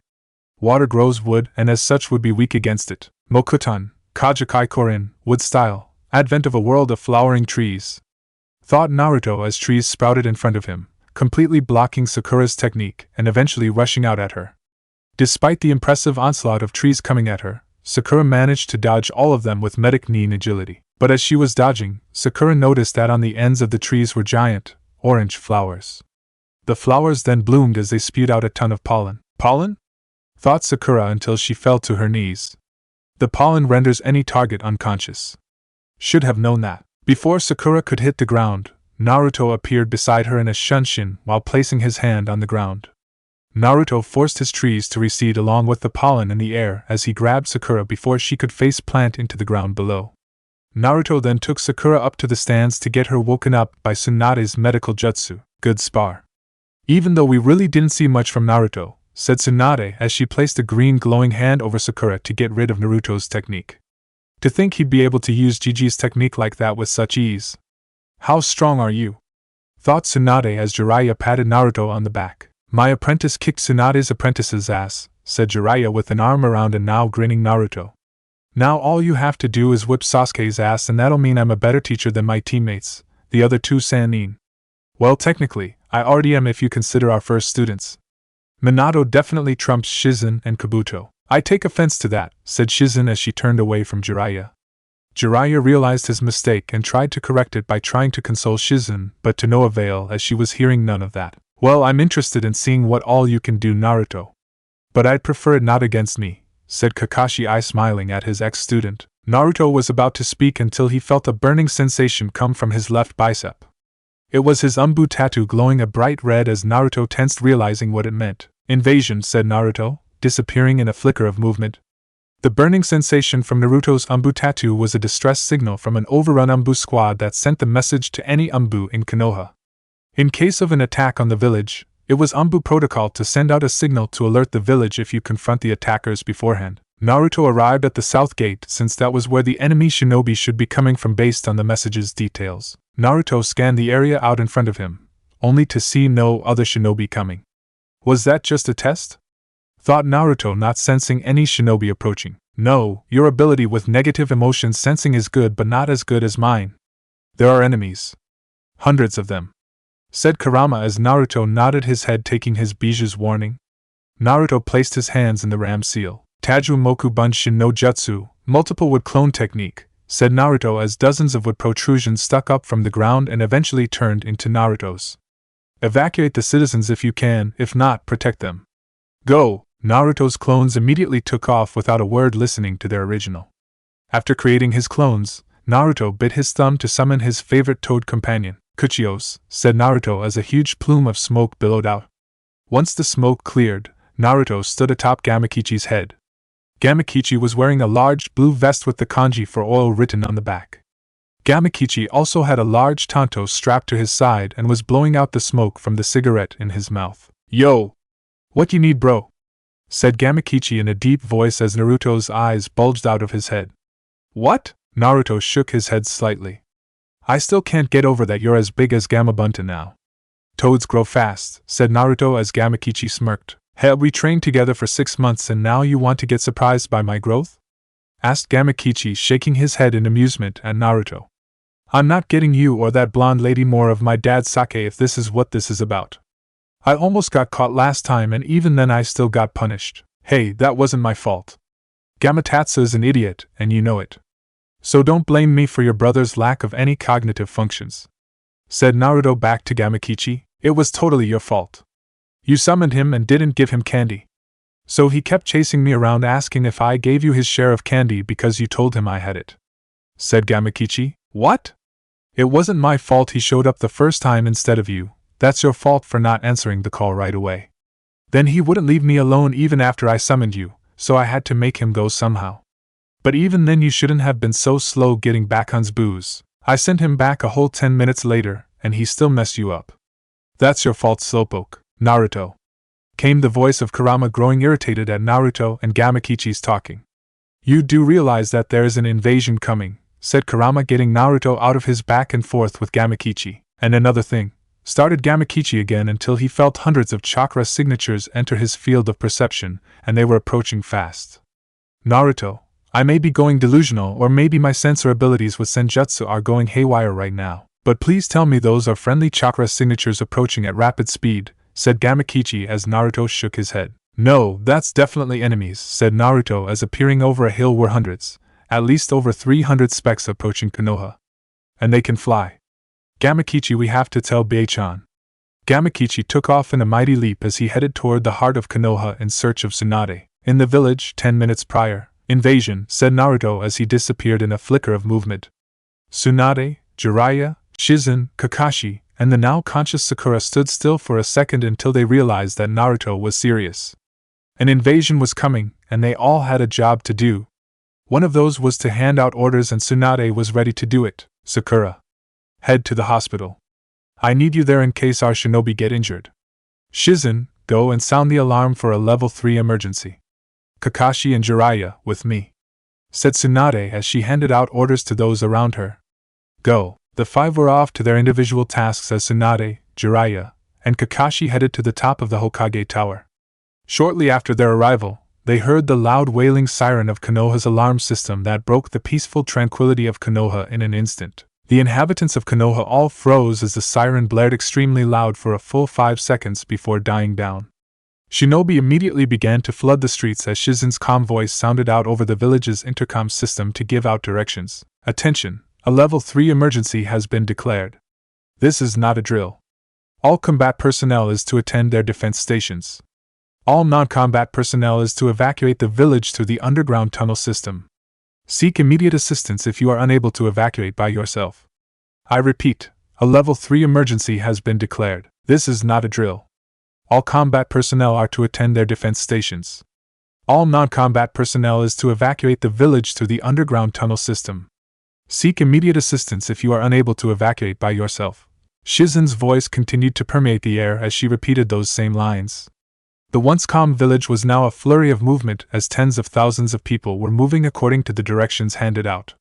Tsunade looked around internally happy that all of her shinobi and civilians were handling themselves well in the face of an emergency. Several figures then landed on the roof of the Hokage Tower with her, Jiraiya, and Kakashi as they attended their own stations.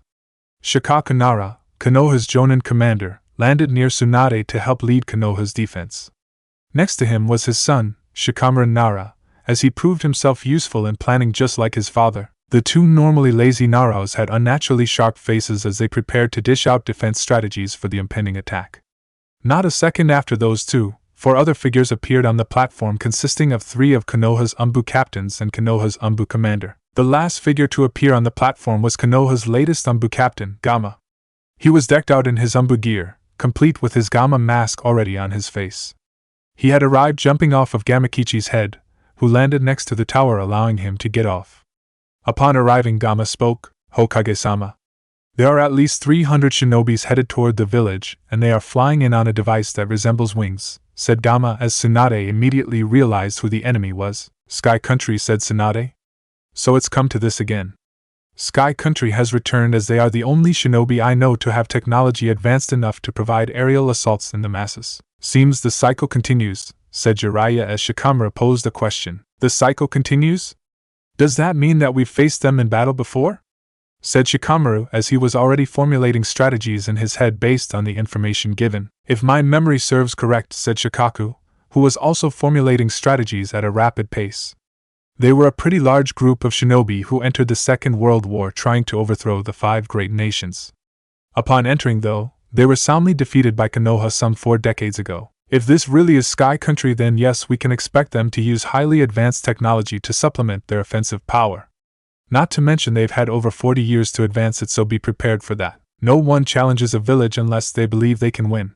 So in essence, their firepower must be tremendous to want to attack Konoha with only 300 ninjas, said Kakashi, who despite slouching slightly still looked alert and ready to strike at a moment's notice. How are we going to combat this? The platform was quiet for a few seconds until Jiraiya spoke up. Why not let history repeat itself? Shikaku looked at Jiraiya dumbfounded as he had been racking his brain through hundreds of different scenarios when one was already there. Weather the storm and then eliminate them without prejudice.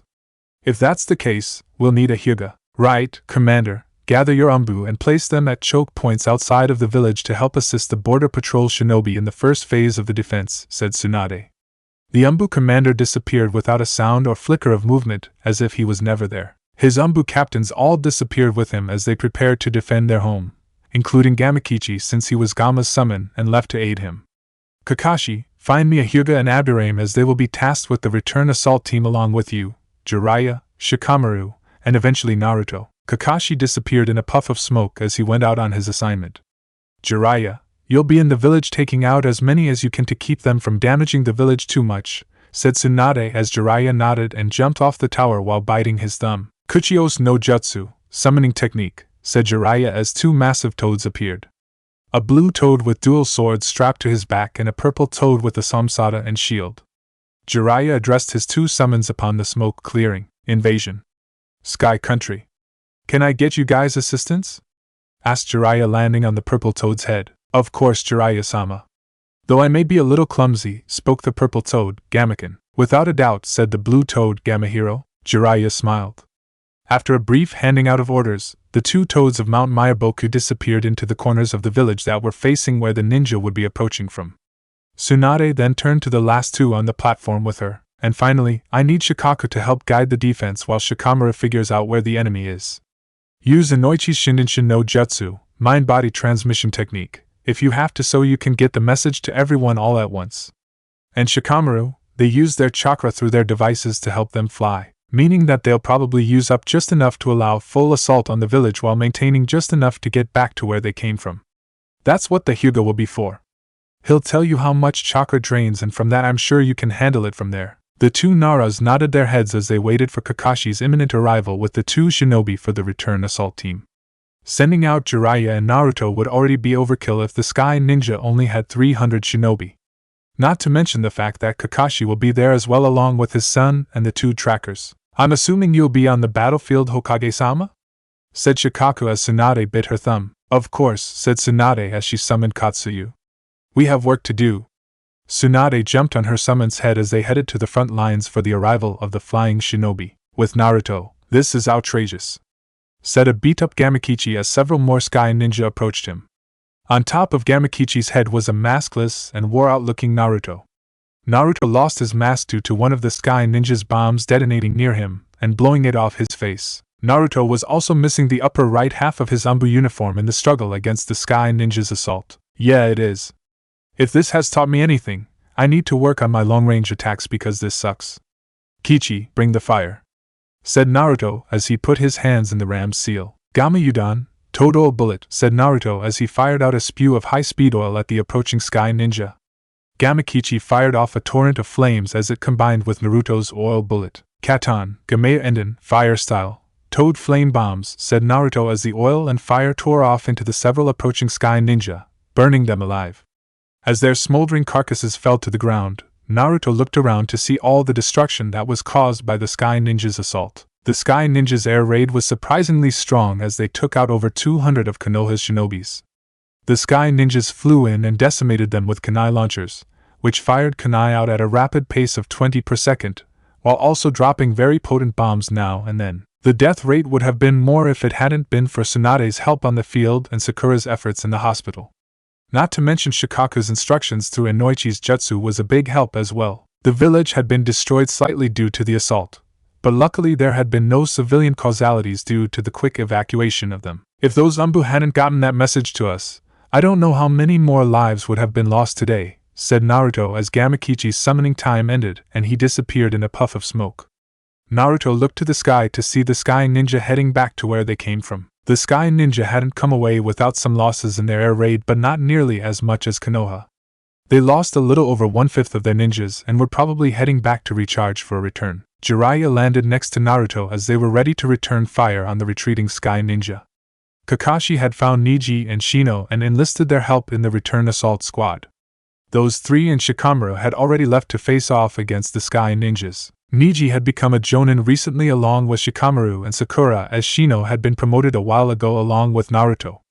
Meaning that the assault squad consisted of 5 Jonin and a Sannin, with one of the Jonin being a current Anbu captain and Jinchuriki of the Nine Tails. An angry Kyuubi Jinchuriki. You ready to go, Naruto? It's time, said Jiraiya as Naruto locked eyes with his sensei. Jiraiya could see the anger behind Naruto's violet eyes and knew that it would not be pretty for the Sky Ninja. Yes. Did we already figure out where they are? Said Naruto, tearing off the rest of his top, leaving him shirtless. Jiraiya nodded his head. If Shikamaru's calculations are correct, they are a little over 10 miles away. The other 4 have already left. We're behind them, said Jiraiya as he noticed red markings appear on Naruto's face. Jiraiya realized Naruto was entering Sage mode as his eyes shined a vibrant gold. Every wound on Naruto's body, even slight bruises and burn marks, disappeared and regenerated immediately due to his entering Sage mode. Let's go, said Naruto as he took off at a rapid speed.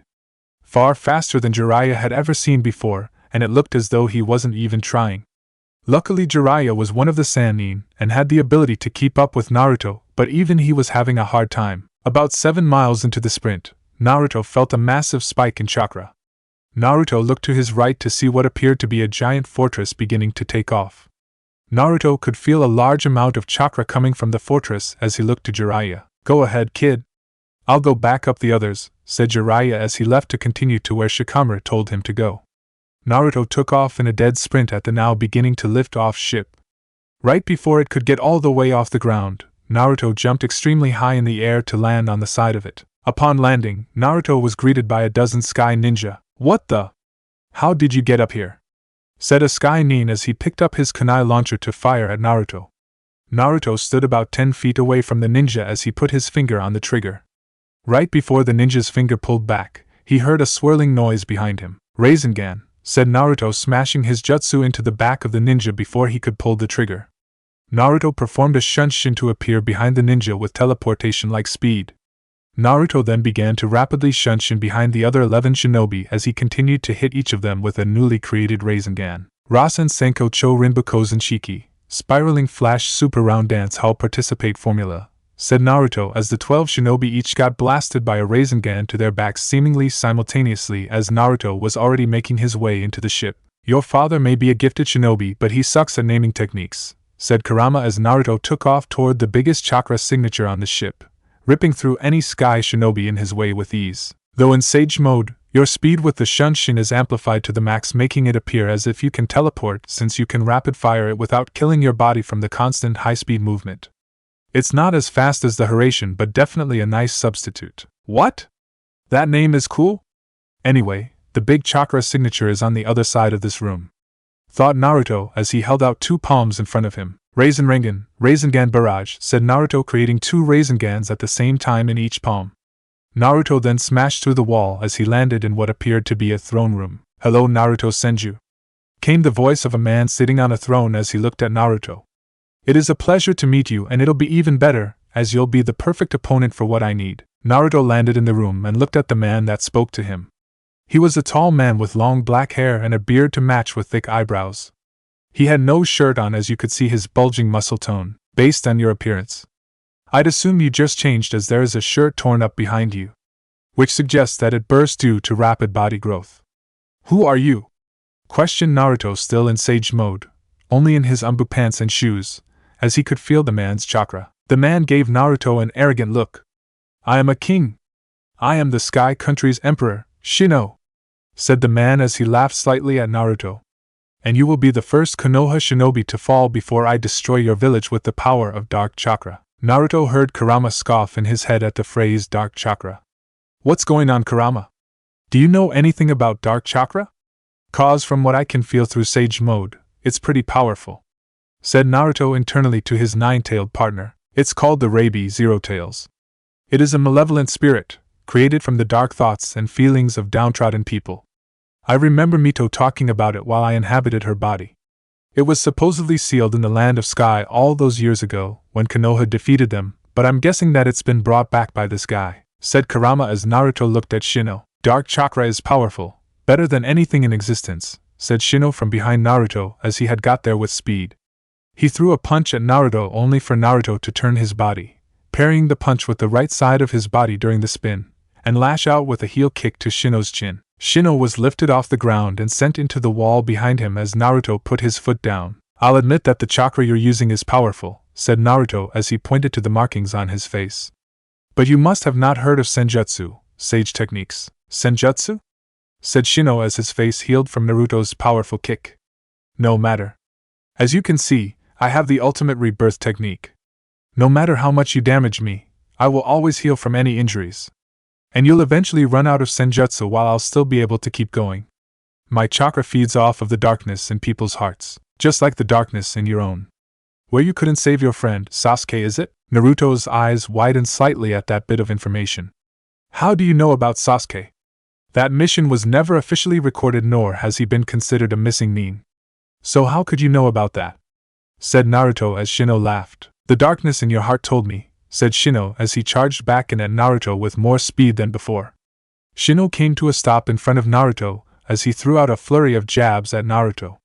Naruto dodged the strikes as he then brought up both hands to block Shino's roundhouse kick. Naruto gripped Shino's leg as he did a leg sweep of Shino's other leg. Naruto then spun around several times with Shino before flinging him through his throne chair and into the wall behind it. Shino laughed as his wounds healed again before crawling out of the wall. As Shino was coming out of the wall, he saw a giant blue ball appear to his right. Shino had no time to dodge as his entire right side felt the full force of the enormous blue sphere in Naruto's hand. "Senpo, Odama Rasengan, Sage Technique, Big Ball Rasengan," said Naruto as he let his jutsu explode outward, blasting Shino through the wall to his right. Naruto waited with bated breath, as he wondered if that last jutsu killed him. Naruto, do you feel that? Said Kurama, noticing someone else approaching the room. Naruto nodded his head as he let his sage mode dissipate, having already felt the person approaching the room. Shino came walking back through the wall. Thank you, Naruto. This is perfect. Did you know that the more you damage and repair a muscle, the bigger it can grow? Due to all the damage you've caused me, I've become even stronger than before, said Shino as he noticed that Naruto's sage mode markings had disappeared. And it seems you've run out of your special chakra. What will you do now? This is sudden. But Orochimaru wants your power, came the smooth voice of a 6-foot-tall ninja standing behind Shino. The ninja had on a black shirt with a raised collar that was open slightly and gray pants that went into black shinobi sandals. The ninja also had on black forearm bracers and a white, rope-like belt around his waist that held a Chikuto sword with blackguards. The most noticeable trait about the ninja was the Uchiha clan crest on the back of his shirt and the pair of blood-red eyes, signs of the Sharingan. Shino didn't even notice the ninja appear behind him. Who are you? Said Shino to the ninja behind him. Yo! Sasuke, said Naruto as he looked towards Sasuke. Sasuke looked at Naruto as the two locked eyes. Sasuke's eyes spun quickly as they morphed into the Mangekyo, Tsukuyomi. Thought Sasuke. In a pitch-black world, Naruto was dragged into a pitch-black world where his body was inverted in colors. Naruto looked around the world slightly as he noticed he was in a genjutsu. Sasuke knows that I can easily get out of genjutsu. Even with this technique, I'd still be able to get out of this, thought Naruto as he channeled his chakra, cracking the pitch-black area that he was in. Naruto was prepared to do it again until he broke the genjutsu, but Sasuke's voice stopped him. Naruto, wait. There's something I need to tell you, said Sasuke, appearing in the field next to Naruto beside his Susanoo. Do you know the reason why I left the village? Because if not, then I'll tell you right now, as I hope you remember your promise of helping me. Naruto shook his head no. Yes, I remember what I promised you I'd do whenever you went after Itachi. But I always knew there was a reason that you left the village, since that squad of Umbu attacked me before I could leave. Was it an S-rank mission that Byaechan sent you on? Said Naruto to Sasuke. You're right that it was an S-rank mission, but Hokage-sama didn't sanction it, said Sasuke as Naruto looked confused. What do you know about Root, real world? 10 minutes passed in the Tsukuyomi world as only a second in the real world passed as Naruto nodded his head towards Sasuke. Sasuke nodded back as Shino began talking. Sasuke Uchiha? As in the friend that Naruto lost? The irony of this situation is unreal, said Shino laughing. Orochimaru wants my power again. What if I say no? Are you going to drag me there? Said Shino. Sasuke kicked Shino into the rubble of his throne chair that he had been thrown through earlier. If that's what you want me to do, said Sasuke as Shino stood up again. Shino ran at Sasuke as Sasuke merely sidestepped the punch. Shino then turned around with an overhead axe punch only to freeze mid-punch. Genjutsu Sharingan, said Sasuke, paralyzing Shino with mere eye contact. Shino struggled to move as Sasuke slowly put his hands in the tiger seal. Katan, Goryuka no Jutsu, fire style, great fire dragon technique, said Sasuke as he blew out a giant dragon of fire that engulfed Shino and blasted him into the wall. Shino laid smoking in the now blackened area of the wall due to Sasuke's jutsu. You think all of my dark chakra is gone? There are plenty of twisted hearts in this world, said Shino, stepping out of the wall with severe burn marks all over him. Then show us that power again, said Sasuke. Shino stood back up fully and obliged Sasuke's request. Shino began to channel his chakra as his body regenerated, only for him to drop to both of his knees and cough violently. Shino's hair turned white and fell out as he turned into an old, fragile man. What did you do to me? Questioned Shino, as he seemed to have lost all of his dark chakra. Sasuke's Sharingan spun slightly. I used my eyes to see the flow of your chakra. I guess you didn't feel my Chidori Samban, Chidori needles, hit you back then, said Sasuke as Shino looked down confused, trying to remember. Shino cocked his head up as it hit him. When I walked back into the room? I see. So you disrupted my control over my chakra through my pressure points, said Shino. I'm not going to kill you. Orochimaru needs your power, and I'm taking you back to him, said Sasuke as Shino stood back up. Orochimaru is probably after this, not me, said Shino as he ran his finger along the wall behind his throne. A secret compartment opened up and he grabbed the scroll inside and tossed it to Sasuke. Right after tossing it to Sasuke, Shino pulled the lever that was situated behind the scroll to drop down into a secret chamber. Sasuke snagged the scroll as he looked at Naruto, and the two nodded to each other. The two disappeared and appeared in front of a wall of the Sky Fortress. Naruto and Sasuke stood staring at the wall in front of them as if they were waiting for something. "You can blow through that wall at any time you know," said Sasuke as Naruto scoffed slightly. "PSSH, use your Chidori and cut through it. I've done all the heavy lifting before you came. You just threw a couple of electric needles in a dude's back. What makes you think I want to do all the work? This is all you at this point," said Naruto as Sasuke scoffed back. "Shut the hell up. Give me control, I'll do it myself," said Kurama in Naruto's head. Naruto's whisker marks deepened and his eyes took on a red appearance with slit irises as he smiled a sinister grin. "Back up, Uchiha boy. I'm going to blow this wall to smithereens," said Kurama through Naruto as he had been given control.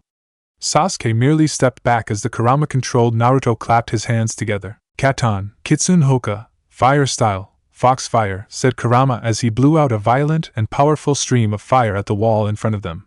The fire blew through the wall with ease as it continued all the way, making a small tunnel.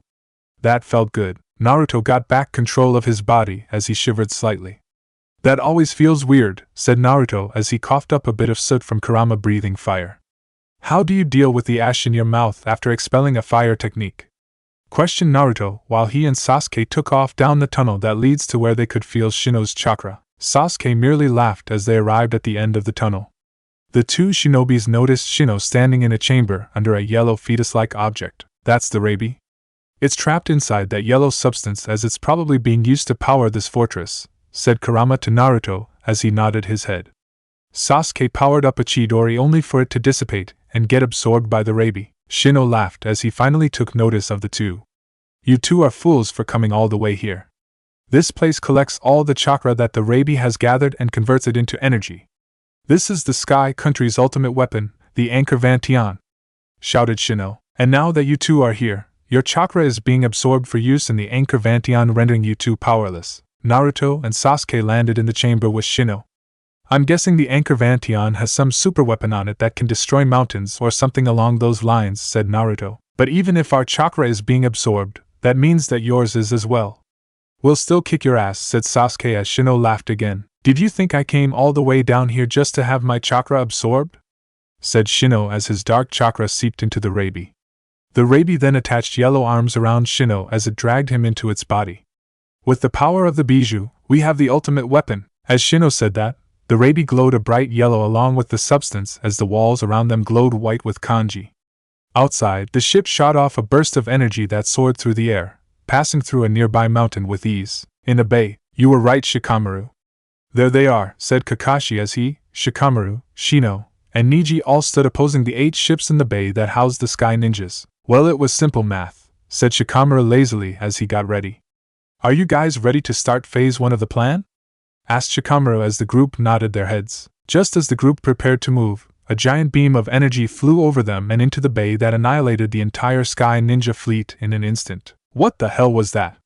asked Shikamaru as the beam had taken out Sky Ninja's entire army. "I don't know, but I hope that whatever it is doesn't target Konoha," said Kakashi as the group around him nodded. "Back in the Sky Fortress, do you see? That's the full power of Sky Country. The power to obliterate anything through the power of the Anchor Vantian. Once the 5 great shinobi nations have been destroyed, the great Sky Empire shall rule the world," said Shino inside the Rabi. "I've had enough of his talking. Just take my chakra and destroy him," said Kurama in Naruto's head as he funneled his chakra through Naruto's system. "I got this, Sasuke," said Naruto as an orange cloak of chakra surrounded him. Naruto had 6 tails of orange chakra swaying behind him as he channeled the Rasengan. "What is this?" said Shino. "Why can't the Rabi absorb your chakra? Is the 9 tails that powerful?" Naruto didn't answer, instead choosing to appear in front of the Rabi in a shunshin with a Rasengan bigger than any other in his hand. "Cho Otama Rasengan, Ultra Big Ball Rasengan," said Naruto as he pushed the jutsu into the Rabi. The Rabi attempted to absorb Naruto's Rasengan, but due to the sheer size of it, and the fact that it was powered by Kurama's chakra, it could only take the force of Naruto's attack. Naruto's Rasengan blasted the Rabi out of the confines of that yellow substance as it was sent careening back into the wall. "That was easy," said Naruto, letting his Kyuubi cloak vanish as he landed on the ground with Sasuke walking up beside him. "I thought you didn't want to do all the heavy lifting?" said Sasuke as Naruto merely shrugged.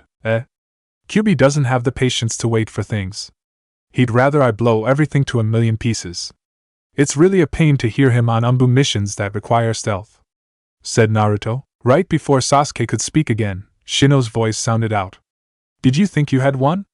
Well, you brats don't understand a damn thing. Now that the rabies been released from its reins, even I don't know what's about to happen, said Shino. Rat, ox, dog, clap, boar, thought Naruto, running through those seals quickly before slamming a palm on the ground. Once Naruto slammed his palm on the ground, a sealing formula spread out from Naruto's hand to underneath the rabi. Sasuke noticed that it had the Uzumaki swirl inside of the seal directly underneath the rabi. Uzumaki Fuinjutsu, Uzumaki sealing technique, said Naruto as the area under the rabi began to spark and eventually dragged the rabi into its sealing formula. That should do it. I was sick of hearing that guy talk. Sasuke stared at Naruto at seeing that he used such a technique. Forget it. I don't even care anymore about the tricks up your sleeve. I'm sure there's something else up there as well, said Sasuke as Naruto laughed sheepishly. Just wait until you see Sage Mode. Then I'll blow your mind, thought Naruto as he then said, I'm about to blow this place up. If you feel like staying, cool. If not, I'd suggest leaving because it's about to get ugly. Tajumoku Bunshin no Jutsu, multiple wood clone technique, said Naruto as 50 Narutos now stood in the small chamber with the original Naruto and Sasuke. Get to it, guys. Why the hell do we have to listen to you? Said one of Naruto's clones as the other 49 gasped simultaneously. Did I say that out loud? I'm sorry. Naruto reverted that clone to wood as he looked at the rest of his copies. Anybody else wants to know why you should listen to me? Said Naruto as the other 49 shook their head and went off to do their duties of destroying the ship. Should we use Rasengan? Asked one of the clones. Another clone shook his head. I don't really think it matters. I mean, that guy's using simple explosive notes. I think I'll just blow myself up, said the clone as he detonated, killing himself and the clone he was talking to. Sasuke and the original Naruto had both taken off to the outside of the ship as they weren't planning to stick around with the destructive clones. Upon getting outside, Naruto and Sasuke noticed a boat filled with civilians and a red-haired girl outside that boat. Hello, said Naruto as he noticed a lever beside him. I'm guessing that if I pulled this lever you all would be sent off this ship, right? Seeing the people on the boat nod their heads, Naruto put his hand on the lever. Stop! Came the shout of the red-haired girl, halting Naruto from pulling the lever. Where's my sensei? I can't find him. Who are you? Asked Naruto. I am Amaru. I'm looking for my sensei, Shino. Have you seen him? He's a tall man with white hair, and started Amaru until Naruto cut her off. Get on the ship. I'm about to blow this fortress up and you guys need to get to safety, said Naruto as Amaru looked at him with an angered look. What? Blow up the fortress. But my sensei's body is in here. I need to get started, Amaru again, only to be snatched by her collar and roughly thrown back into the boat behind her. Shut up, said Sasuke, having thrown the girl into the boat. Your sensei was a madman and tried to kill thousands of innocent people. Amaru looked up shocked at that announcement as Naruto pulled the lever, sending the boat and the people off the ship safely. As soon as the boat got clear of the fortress, an explosion rocked the fortress that split off a huge chunk of it. You do realize that you would have killed them had they not been already exiting the ship? Said Sasuke as Naruto put his head down in shame. Naruto then straightened up as several more explosions rang out through the fortress. Yeah, but that didn't happen, so let's not worry about it. I'll see you in 6 months, said Naruto as he jumped off the fortress along with Sasuke. Sasuke activated the cursed seal on his neck to give himself wings to fly as Naruto plummeted at a rapid pace. Just as the two got far enough away, the entire fortress blew up thanks to the combined efforts of Naruto's clones. Naruto was still free falling to the ground as he looked ready to splatter onto the ground below. Naruto clapped his hands together as he approached the ground. Futon, Daitapa, wind style, great breakthrough, said Naruto, slowing his descent by creating a burst of air toward the ground. Still too fast, said Naruto as he was still going to get hurt despite slowing his falling speed with his jutsu. This'll hurt. Right before Naruto hit the ground, he was snagged up by the tongue of a familiar toad. Gamabunta, said Naruto, recognizing the toad immediately. Jiraiya stood on top of his toad boss's head as he smirked at his apprentice. Nice going, Gaki. Though you could have found a better way to get off of that ship. But you were never one for the aftermath of your ingenious plans, said Jiraiya as Naruto smiled at his sensei. Ah well. We're all safe and we've destroyed the Sky Country ninjas again, said Naruto as the anchor Vantion crumbled into the ocean in pieces due to Naruto's clone's efforts. Boss. Your grip is a little too tight, I can't get out, said Naruto, struggling to get out of Gamabunta's tongue. I know, said Gamabunta as he looked at Naruto with an Oni mask appearing behind him. What's this I hear from Amaterasu that you're the one stealing all of my sake? Naruto's look turned to one of fear as he realized why Gamabunta hadn't let him go of him yet. Amaterasu. That treacherous toad. How could he? He's supposed to be one of my familiars, how could he turn on me like that? You should have given the boy candy, said Gamabunta as he prepared to give Naruto divine punishment for his stolen sake. Gamabunta pulled the Tonto off his side only to notice that Naruto had replaced himself with a wooden dummy. Get back here, boy! Shouted Gamabunta as he chased the fleeing Naruto around the small island they were on. Oh well, Gaki. You got about another hour until his summoning time is up. That'll be good exercise and training for you, said Jiraiya as he grew a lecherous grin. Jiraiya took out what used to be Sarutobi's crystal ball. After channeling some chakra through the crystal ball, a view of the Hokage's office showed up. Hello, Heim. Tsunade was in the process of walking out of her office after the long day and fight against the Sky Ninja. Tsunade had been told about all the casualties from the day, and was saddened to see that so many of her shinobi perished. But they had all fought for their village and she couldn't be more proud that they had finished it before any more people could be hurt or killed. Tsunade walked out of her office into the private bathroom located in the Hokage Tower. I need a shower after today's events, said Tsunade as she took off her green haori. Tsunade was just about to take off her top when she felt a disturbance in the room around her. Tsunade looked in a specific direction as she grew angry when she realized what it was. Oh no, said Jiraiya as he saw Tsunade looking directly at him with a sign saying she'd kill him if he didn't disrupt that connection immediately. I think it'll be worth the impending beatdown. Jiraiya then saw Tsunade mouth the words "it won't be worth it," and Jiraiya immediately realized that she was right. Ah well. Maybe next time, said Jiraiya, putting the crystal ball up, all the while ignoring his apprentice's screams of agony from being squished by Gamabunta. Maybe next time.